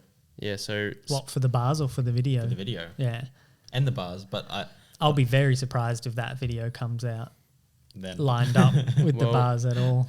We might have just a Hopgood part and then just a Dixon part, depending on, because Hopgood's already got like maybe like 12 clips or something. Really? Yeah. What, from before his injury? Yeah. Because surely he hasn't filmed that many clips in the last week since he's been okay again. Yeah. But from before his injury, he's got that. Yeah. And Dixon's got none. Like he's got one trick that was like a warm up for his trick that he hurt himself on. Oh damn! Right. Which could still be used because it's still a good trick, but yeah, I don't know. I think we're just gonna have to start again with Dixon, but we'll see if Hopgood wants to wait. If his part's done, if he wants to wait for Dixon to film a full part, but I don't know. Maybe like just a Hopgood part would be good because I think he deserves his own video. Yeah, for sure. But definitely. I think like a split video, like not as in like mixed clips, but like two parts split into one long video, like gives like a cool like team vibe and it's like more interesting, I feel. Yeah. But definitely. I think that's the plan. And then hopefully we get our bars in like June or July this year. And that'll be pretty sick. They're going to be Dylan Dixon Sig bars. And you've designed these yourself? Yeah. What's the process that you've undergone to be able to design products? Because we've seen the prototype SCS, we've seen prototype forks, we've seen you've showed me a bunch of concept decks you've designed, and you've obviously prototyped and tested a couple different bars now. How did all that come about? So I literally just downloaded like a 3D design app and just taught myself how to use it with the help of a couple of YouTube tutorials and stuff like that. But yeah, I feel like How long did it take me to learn? Yeah. If someone else wants to design scooter parts, what are they looking at? I don't know. It just depends on the person, obviously, but it took me like maybe 2 or 3 months to like get like good at like doing stuff consistently. Yeah. And it's but always at the same time you were pretty much straight onto it, and then straight, like sending us things that you had designed. Like, you could obviously make the basic shapes pretty quickly. I think, there are a few tools, we've all, you especially, Regan, have like, dabbled with it. Like there are a few tools that you can use straight off the bat just to like, get something like a pair, like, bars or a little deck or something like that. Yeah, I think bars are probably the easiest thing to design. Yeah. But I struggle a lot with forks. Yeah, forks are seeing the forks you did. Yeah, forks are hard to make look good and also look different because there's a lot of different forks on the market. Yeah. But I think the fork that we're going to come out with after the bars is going to look like pretty different.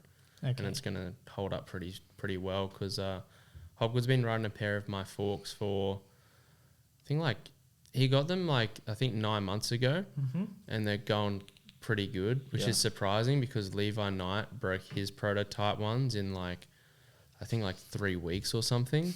Levi is a lot, are these identical versions? Yeah, the same forks.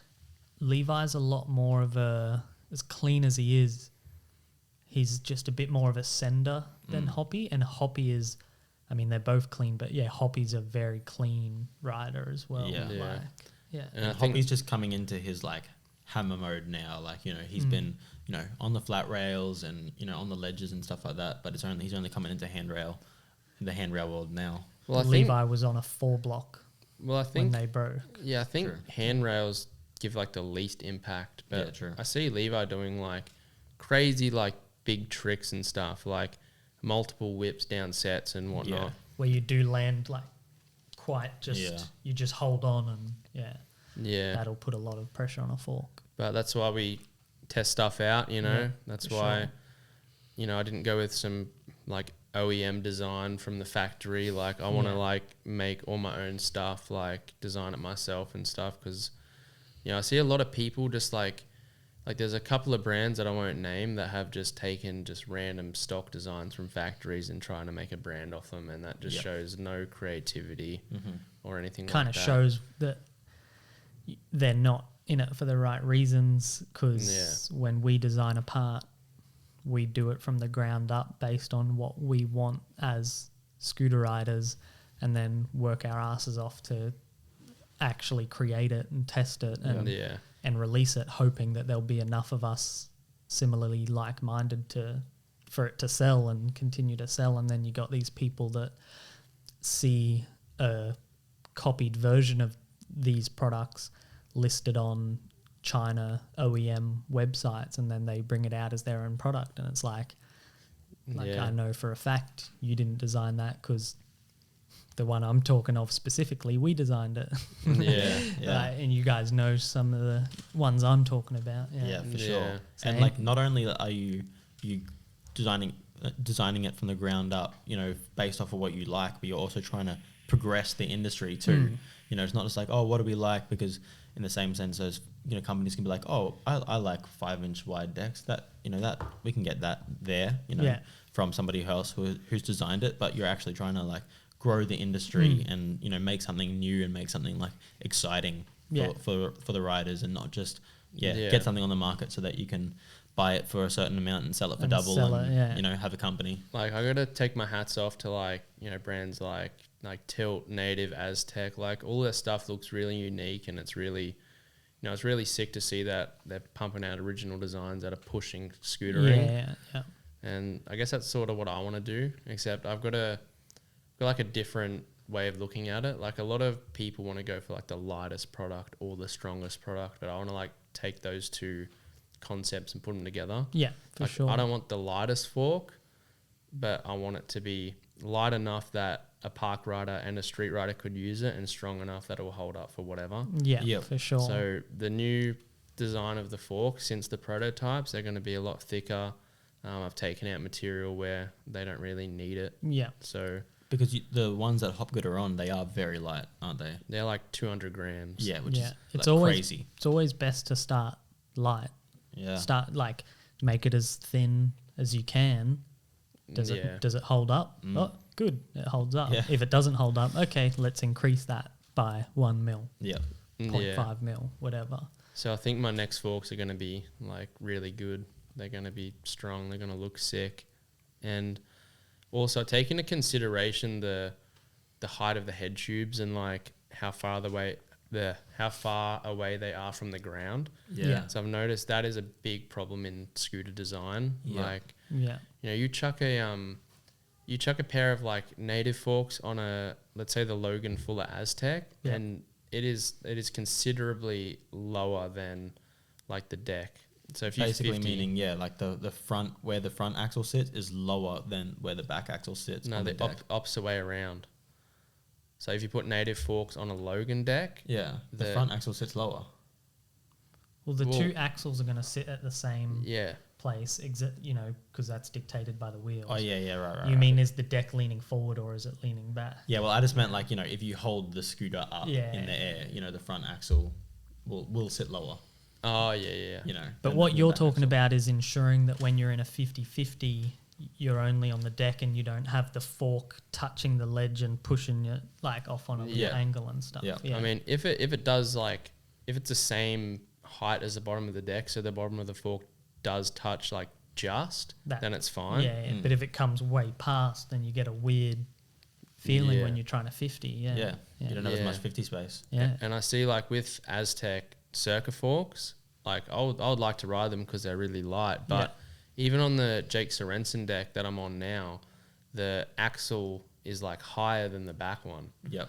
So it's the opposite. Yeah, so it's on a decline, I guess. Yeah, you're leaning forward more. Yeah, and I think Dom designed those forks for his older model decks. Like the fountain, first fountain, and the Logan, but he didn't really do any modifications for like the new decks with the higher head tubes from the ground. It wouldn't be as light as it was if he's obviously got it so that the wheel sits as close to the head tube as possible, for there to be as little material, and that fork is just exceptionally light. But I think if you made that fork the right length of the legs, it wouldn't be adding too much weight, and at least the scooter would feel right. Yeah, for sure. So that's something that I'd take like seriously when designing parts. Like you got to take the back axle and the front axle and draw an imaginary hole, and then put from that front axle the 82.5 or 83 or 83.5 degrees, and you have to design from that, ensuring that your scooter's flat. But for sure. Normally the problem occurs from different brands.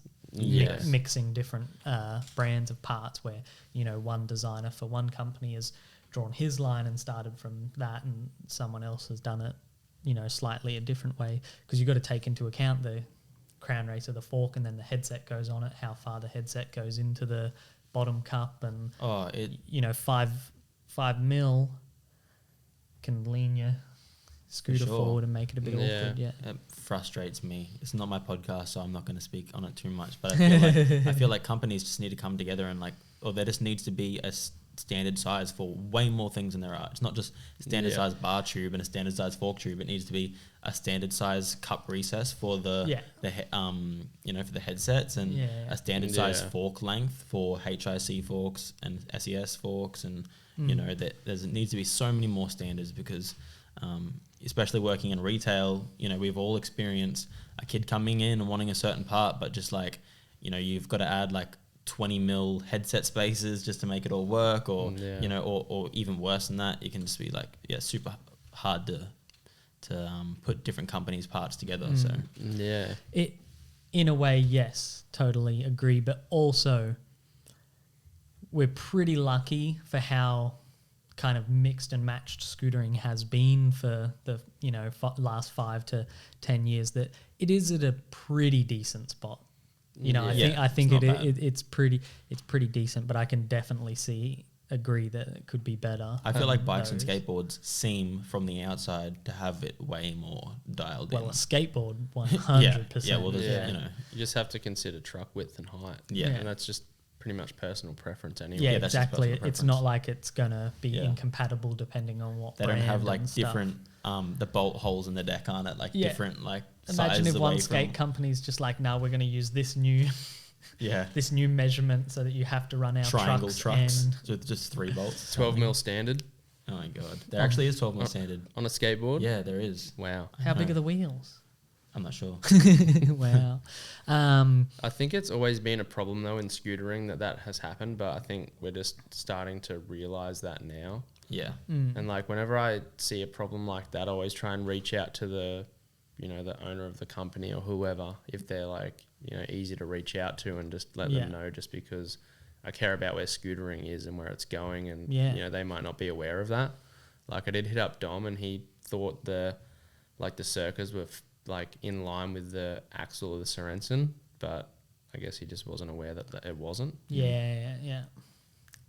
Interesting. Yeah. Well, you also hit him up for specific measurements on the deck so that you could potentially have your own deck ends, internal deck ends made for that, and that's pretty cool that he would share that information with you so that you could add your own little thing to his deck. Yeah, it is pretty sick. I can see Dom's all about like the growth of scootering and just being a G and supporting scooter riders. Like he was happy for you to have your perfect scooter, even if it wasn't what he wanted to put on the market. He was like, yeah dude, here, make this, like this would be how the dimensions that you need if you want to make that yourself. Like that's sick. I back that. I feel like more company owners should be like more open with like just sharing things, because I've hit up Kevin a lot from Ethic about bar widths and asking about 12 mil and this and that. And, you obviously don't push it too far because there's a limit where you just like, oh, now you're asking me, he would probably tell me anything I've ever asked him ever since going back to the unfair days. He's been nothing but helpful in, you want to do this size of this. Oh, you're doing that. You should have it a little bit thicker here. Like I have yet to have him say like, oh, I can't tell you that. I want to keep that to myself. Like Kevin from Ethic, all about like, even if it's not his scooter part, he wants scooter parts to be better. Depending who you are, he may answer differently, but... Yeah, that's the thing with like Kevin. He's all about helping out people and like sharing his ideas. Like with 12 Standard, he was like take this and use published the sizes and everything. And then there's people like Broussard who's like, TDI, make it sick, compatible with whatever, but then he's like, no one can use it. And I asked him about that. It'd be sick. Like imagine if you could run imagine an aftermarket extrusion for the Proto head tube. Like if he's got the Proto head tube, imagine if every other company could just make their own deck extrusion, or other people could just make their own head tubes for his deck extrusion. But when I asked him, he was not interested in making that open to other people. And it's like but he's also got a patent on the idea, which was a bit backwards. But also respect to him if he's got his vision and goal and dream that he's working towards, that he wants to pull off first for himself and get to a point where he's happy with it, and then he'll share it, which I think is what he was more alluding to in the email. It's his idea and he can do what he wants with it. Exactly. So got to respect it. Like he's but trying to do something different. If we go and make our own 2-piece and just drop it, what's going to happen? What's he going to do? I don't know. It depends if you do the same TDI thing as him or not.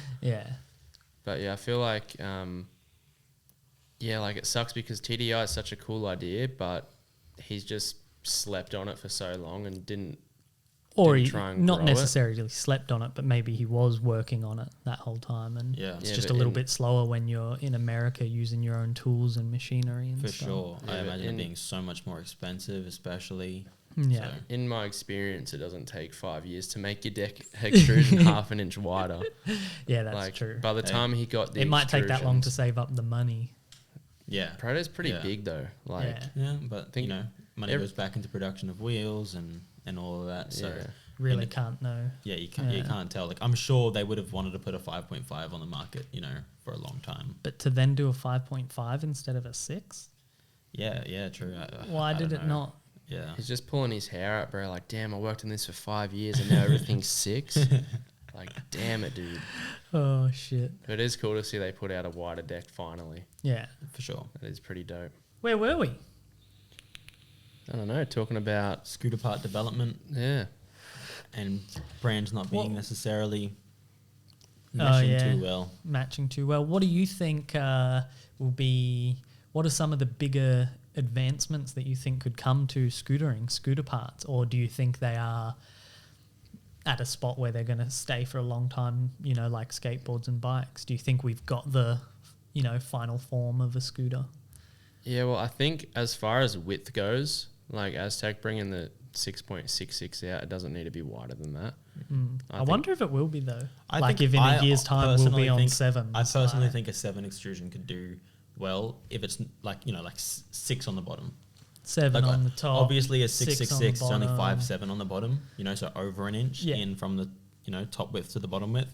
I think a 7 could possibly be a thing. I think the 666 is sometimes too big for me. Like, it's just harder to whip around and stuff. Yeah. I think I'm going to go from my... Well, I know I'm going to go from my 625 down to a 6. I just did. I think True. 6 is like the perfect size. Like, it's just a happy medium for But we had to everyone.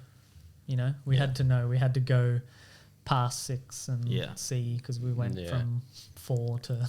I think Yeah. like 6.5, there's heaps of people on 6.5s with the new AOs that come out. I think 6.5 is here to stay for sure. I think I like the Sorensen because it's not actually 6.66 on the top.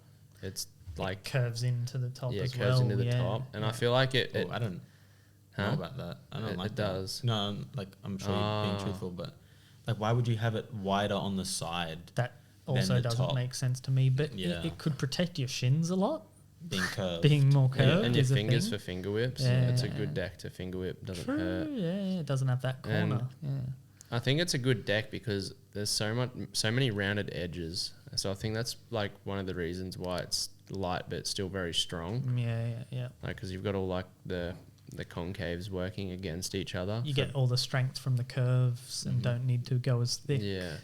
in But- the verticals. But yeah, I sort of do like how it curves at the top. I mean, like, it just helps for finger whips and stuff. And if you look on the side of the deck, like, because as you know, Dom sent me the extrusion, like the 3D file.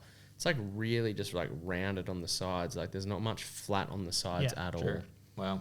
Yeah. Yeah, it's pretty sick. But I think it feels like I think it feels on par with the width of the native 625. To be honest. Okay. Yeah. Interesting. Yeah. But yeah, other technologies. Yeah. Anything else? Any?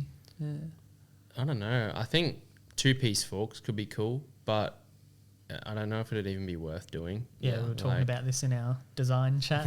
Yeah. Yeah, like I have made a design of a 2-piece fork, but Well, Billy Yeah. brought up a pretty good point that the last couple of forks he had snapped like right on that point. And Yeah, for sure. they either wouldn't have snapped if it was a 2-piece, or when they did, he would have just thrown Replaced that half bit of away it. and replaced Yeah. the bottom. But Well, and we've spoken about 3-piece bars, non-welded bars. I think there's a Yeah. lot of exploring that can be done from it doesn't necessarily mean it's gonna maybe be the change of the industry. yeah, But I Yeah. think skateboarding still today is constantly trying out different shapes and trying out different materials, and so me and Billy have talked a lot about wooden decks, and I don't know if it would be commercially accepted. I don't know, Yeah. like if I were to create a scooter deck that had a wooden plate, I don't know if it would be accepted by the market, because that's the ultimate, decider of if something's actually, whether it's good or not doesn't matter. It's whether you can sell enough of them to fund actually making them and being able to use the profits to pay your rent and buy food and stuff like Absolutely, that. Like, but I think I'm going to make one for myself somehow. I don't exactly know how I'm going to do it, but yeah, I obviously I back the hell out of the native products, but there'll be a lot of stuff that I'm grinding, and I'll just be like, man, aluminium is not the answer for grinding this. Yeah. It's a very soft material. Yeah. But Anyway. I guess it's a perfect like strength to weight ratio material. Like for sure. the only thing that I can see being like really sick is like 7075 being used for decks somehow, but apparently you can't extrude it. Oh. Yeah, because I was talking to Kevin DeMay, but that's what would be cool for a 2-piece, a 7075 head tube. Yeah, which yeah. Broussard probably would never do that because it'd be so expensive to do it in America. Yeah, for sure. Like you need a huge block of aluminium to CNC that out. Also, because it's lighter. Yeah, it's lighter and it's stronger. Yeah. I was going to say, I don't know that we having much problems with, the head tubes, snapping already at this point, but the lightness would definitely be a factor. Also, all your weight is at the front of the scooter. Like, the back of your scooter is always going to be light because it's just a back wheel, but... I think we need to take away weight from the front. Yeah. And a 2-piece deck with a 7075 head tube could, be really sick. Yeah, it's crazy. Yeah. Carbon fiber bars just released by a company called No Name. Is that the name of the company? Yeah, the company's called No Name. Okay. Yeah. I didn't understand why it said No Name on the bars. Yeah. I thought it was because it was just a picture of a prototype and... Yeah, right. Yeah. No, the company's called No Name, so very creative there. I wonder how long it would take for... I was just not being serious. Yeah. I wonder how long it would take for Jay to snap him. Yeah. Yeah, Jay Lanzon, of course, is the one who... the first one to buy them. When I saw him, I was like, wow, that's insane. I'm honestly don't understand what bar spins are going to feel like on something like that. That sounds so insane. Well, if you're like me and just don't bar spin, you just the get issue? a lighter, I would consider, trying them out. Yeah. For sure. I like a lightweight scooter and 400 grams for a... I've got all native. It's crazy. On I've got an Advent Refined 625x23, all native parts, so Versa Fork and the Orca SCS, and then I've got the Ethic double butted Tenacity bars. And for the first time in a long time, I'm not like, I wish my scooter was a bit lighter. It's fine. Yeah. It's so light. So to be any lighter, I mean, probably I wouldn't complain. I guess you'd be stoked. I think. But I'm about to go to a heavier deck, the prototype you guys saw in the garage. Yeah, true. So, That's another thing that I reckon would be sick as well. I really like the Sentry style bars or rad bars, but there's nothing like that are butted, sort of like the Ethic bars. So wow. Well, the Ethic Y bars are butted. Yeah, but they're dip bars. You're talking about that wing bar. Yeah, pro bars. Yeah. I reckon making those butted would be so sick. It'd just be so light because I've chucked on my Tenacities because I just couldn't do the weight of the Sentries. And the Tenacities make my scooter so much lighter. So if Sentries or another bar that is that shape had butted tubing, it'd be so good. I reckon that'd be sick. Should we wrap it up and hit some Q&A? Yeah, let's do it. Let's do it. Oh, all right. So we hit the gram earlier, and we got some people to ask some questions for Cronel. And Bernie Concannon has asked, for real, what was the idea behind your brand? How did it get its name? You've kind of talked about the idea behind it and stuff, but I guess this question's maybe the second half. How did it get its name? Well, it's pretty funny. So Jordan Turner was staying at my place, and we're literally just joking around about brand name ideas, and he is really into Fortnite, watching Fortnite videos, and there's this streamer named Sypher, and George's like, that'd be a sick name. So I was just like, that actually would be a pretty cool name, It sounds sick. I like it because in hip hop, that's when a bunch of MCs get together and spit. And that's the other Cypher. meaning towards it. So I was like, I will do it because I'm very spontaneous. Yeah. And then George is like, do it, and I'm like, all right, whatever. But to be honest, the name, like, it's a cool name, but I'd rather like the brand speak for itself rather than like, you know, the name make it. Yeah, I've always said you could call a company like Poo Poo Scooters for real. And if, you know, if your deck's the best and your videos are the best and your parts are the best, like, is any, you know, you're really going to not, but maybe some people will be like, I'm not. I mean, like frog skateboards, pizza skateboards. Yeah, that's the two I was literally just going to say. Yeah, true. We've got Levi32_ asking tips on filming. And I hope he's talking about with cameras, not an iPhone. Well, we've seen his Instagram, you know, edits that he can do. So, like all right. So tips with filming is you got to get a setup that you're comfortable with. It's just like having a scooter. Like if you jump on someone else's scooter, it's going to feel weird. So try and like stick with one setup to start with and get used to that. Like know where the framing, like if you film on fish, know where your point of the exit of the frame is and stuff, height and whatnot. Yeah. But honestly, just watch skate videos and just practice and try and replicate that. Or if you want to try something new, like you think you can do a better job or whatever, it's just literally practice, and you got to have like the passion for it. It's if you're not already doing it, just get a camera, set up, whatever you can do, make a video, send it to someone like Dylan. Hopefully they see it and reply. And just keep their feet in the frame. Yeah, like don't foot chop them. Head chop acceptable in certain situations. If it's like on purpose, you know, you're trying to get up close, I feel, but that Strobeck style. Yeah, but how to stop filming like William Strobeck. If anyone hits me up and asks for help with filming, I'll always reply and like get back to them and like, you know, just try and help them as much as I can. But it's really just like having the passion for it. If you're like passionate enough about filming and you really want to do it, you can get good. You'll figure it out just by loving doing it. And like just watching videos and stuff, like especially skateboarding, like every skateboarding video that's put on Thrasher is done exceptionally well. Like, or just watch Dylan's videos.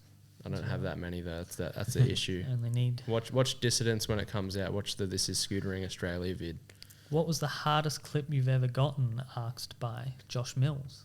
Hardest clip for myself. Hardest clip you've ever gotten? Yeah, I'm assuming that's for you. Oh, what would be the hardest clip I've ever gotten? The one Donald foot chopped. I got that pretty easy. Yeah. That was just one of those days.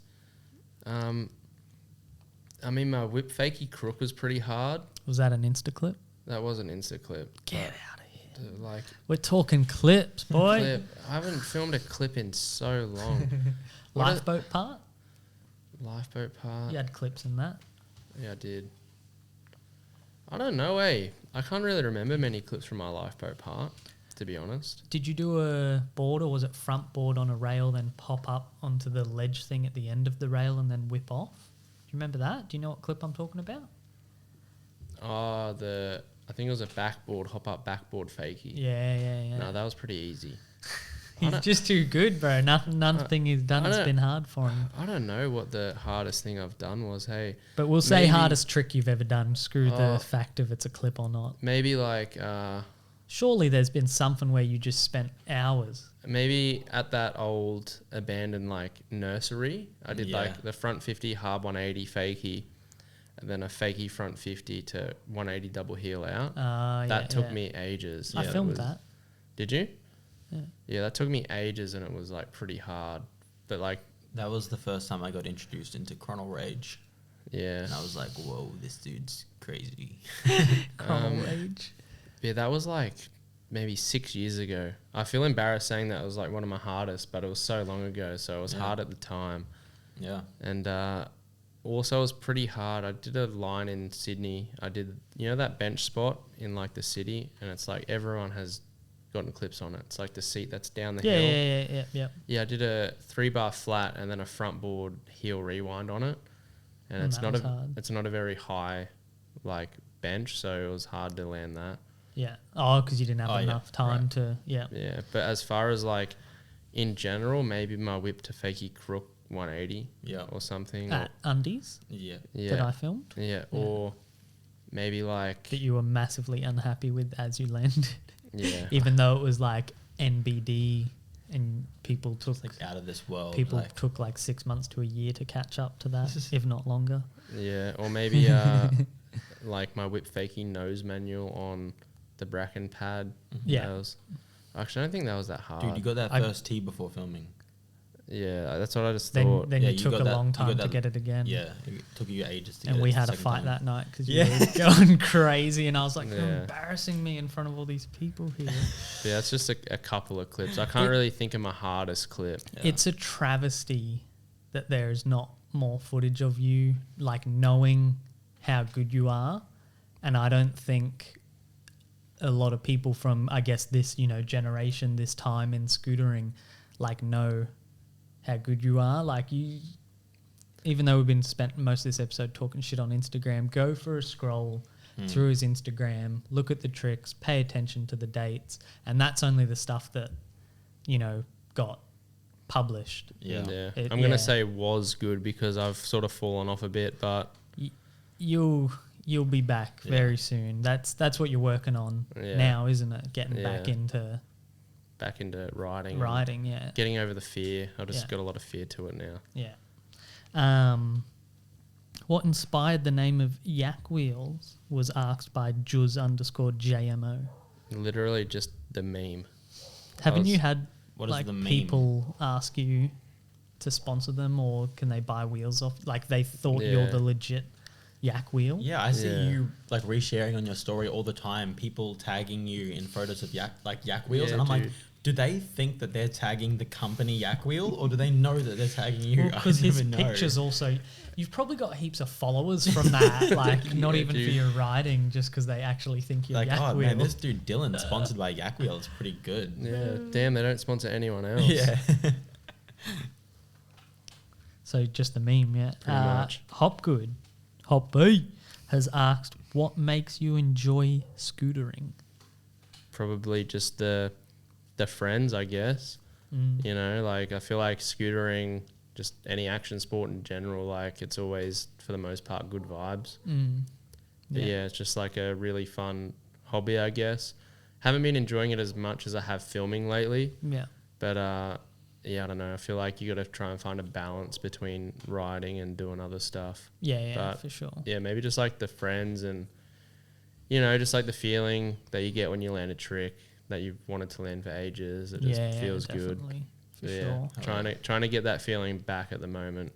Yeah. Because I just fucking, I don't know. It's sort of like escaped me for a long time. Like I'll land a trick, but I'll be just more angry that I didn't land it than happy to land it. Like it's sort of been like, damn, I should have been able to land that. Yeah. Or should have been able to land it sooner. Yeah. I would, like, every now and then I do ride by myself, and I still love it and find ways to love it even if no one else is riding that day I'm riding. But like 99% of scootering for me is the people I do it with. Yeah, I just love being on my scooter, even if I'm not doing like tricks. I just love cruising a bowl. Like that's probably the funnest thing that I've been doing lately. Not for me. I'm not a fan of bowls. That's all I'm trying to ride right now. Really? Yeah. Bowls? Yeah. Transition. Yeah. I love them little ledges with heaps of blunt space on them and a good quarter that I can fake it to. Yeah, the only transition that you like is to use it to go fakey. I'm just picturing that Underwood ledge setup. I know, that's exactly what I'm like. Deegan, Eagleby. Deegan's very far away from the... Yeah, when which just gives you more time to... I was riding it the other day with Carl though, and it was like, you got to like wait like so 2 minutes between, each person going because it's so lengthy. Jaden Sterling asked, how do you feel about the way scootering is heading? We've got some like really sick riders that are keeping video parts alive, but I think there's just too much Instagram hype, and people just care too much about Insta. That's the only negative thing about scootering. I feel. But for the most part, like scooter parts, they're like going in a really good direction.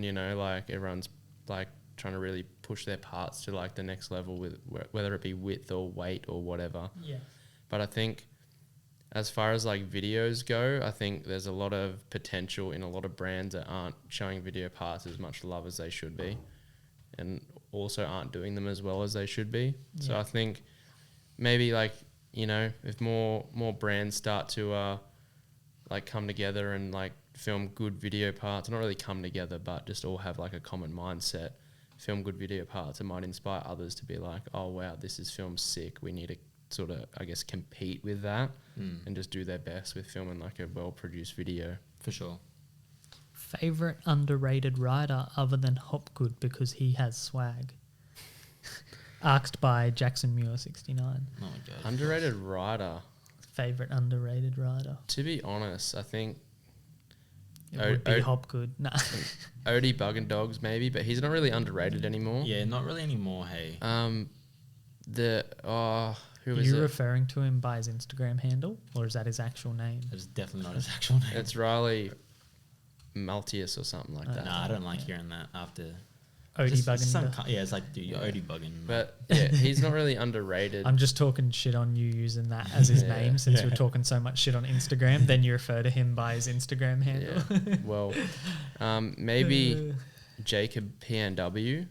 Yeah, I don't know his actual name. You share his like, dude, he's been doing like bar whip nose manuals and stuff like that, and just insane shit, dude. Like, I'll have to show you a clip after. Yeah. I saw something recently that just blew my mind, but I can't remember what it was at all. But it blew my mind that hard that I just forgot it. Oh, he did the front 50 finger whip pred on the A frame. That's it. Yeah, on an A frame rail. I know who you're talking about because Levi showed me him. He's so good. Champed Levi because Levi did that trick, but he did it. Then this guy did it on a A-frame rail and held it longer and stuff. Yeah. I've been speaking to him a bit. I'm going to give him some of the bars when they come out. Hells yeah. I'm going to send maybe like 10 pairs over to the US, and McKean's going to ride them, and a couple of others. Yeah. Odie Bug and Dogs. Wow. Maybe like David Ferguson's also a really good unknown rider. Yeah.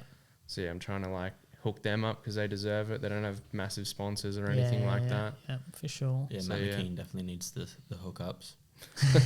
Not Matt, but like all the three others. Just like he could just like a post from any scooter company and they'd reply with like, "Hey, what parts do you want?" Can't forget about Dylan Dixon as well. Yeah. He's really good, underrated, not known. Yeah. Yeah. Well, that's it for the questions. There was more, but they weren't any good. Probably just memes. just memes and stuff. Yeah. What's your favorite meme? Ooh. Oh, dude, that's my question. Well, Levi and I will know this, but it's like a stop motion dude, and the song goes like, it says "Gorilla the Spinner." Gorilla the Spinner. Yeah, that one. Bang a banging on my chest. It's so good. Yeah, I love that one. That's my favorite. I only know the audio from you and Levi watching it while I was working and just like cracking up laughing. It's an amazing. Oh, actually, no, I think you may have showed me. I'm not sure. But if Regan's kind enough, we'll play it on the screen somewhere around here. I'm not doing any editing. That's why we only got one angle for this episode. Because after the last one, I was like, "Nah, I'm sticking to one angle." It took me 6 hours of like straight editing to do the last episode with Levi. So from here on out, I think we're going to stick with the single angle until I think if and when the podcasts start getting, views of 1,000 or 2,000 and upwards, that will give me enough hype to go, all right, this is worth doing more angles and stuff like that. Sure. So you guys are going to have to share these around with some friends that could maybe, I don't know, learn a thing or two, or take a bit of inspiration, or at least have some fun listening to us kind of chat shit for 2 to 3 hours at a time. Absolutely. Look how much we upgraded, just with the first, the love that we got on the first video. Yeah, I was imagine like, how much more views. love we can get, like with, just imagine how much we'll expand. Yeah. I feel bad for Will's first podcast. Yeah, we're going to get him back on in about 97 episodes. Yeah, so. Episode 100, and you'll be episode 103 now. Because so whoever's the 99th guest will be episode 199. I was going to say something else. What was I going to say? I forget. All right, I guess we'll leave it there then. Yeah, damn, I swear. No, yeah. Anything else to add? Not really. Just, ride your scooter, have fun, film video parts. Yeah, do it P&L. P&L. That's what I was going to say. I was going to mention how maybe, just maybe, we'll find the time to do a new section of the podcast called The Front Hurricane, which is stems from a long-lasting conversation on how front hurricanes are done and if some of these front hurricanes are actually fakey hangers and it just... Fakey lock-ins. The backsmith versus hanger, stuff like that. And basically this segment would be me, Dylan, Keaton, if and when he's available, when we're doing it, just jumping on, probably Dylan from a remote location, because this is fancy. We can have them come in via the iPhone and stuff. And we're just going to just argue with each other over what tricks called this, what tricks called that, why this fisheye should not be used on this camera, blah, blah, blah. And basically just talk schmack. And we could even do it as a live thing, to be honest, because we can go live through this. And that's it. I think a good name would be the Over 50. The Over 50. I think that's one of the most controversial ones. Do you know the Over 50? Well, yeah, like a frontside over 50 or an over frontside 50. Yeah. You know, but the over 50, that name doesn't really, I feel like that doesn't. It'd either have to be the frontside over 50, to actually incorporate what it's about. The front hurricane is actually, a part of the. You know what I'm trying to say? Yeah. The front hurricane is what's. I feel like the front hurricane is what started this whole thing. The front hurricane is OG, but controversial. For anyone who's still listening at this point and wants to put it in the comments, there's front hurricanes where your body's looking down the rail where you're going, and it's your feet and knees, and the scooter is back to where you've been coming from, and that's a front hurricane. Whereas some people do front hurricanes where they 180 onto the rail and completely dip their front wheel down over the rail, and it's exactly like a hanger, and your whole body's backwards and you're going backwards down the rail. Hopefully that from here you can see what I'm even getting at. And the question is, which are they just two different styles of doing a front hurricane, or is one a 180 to fakie hanger?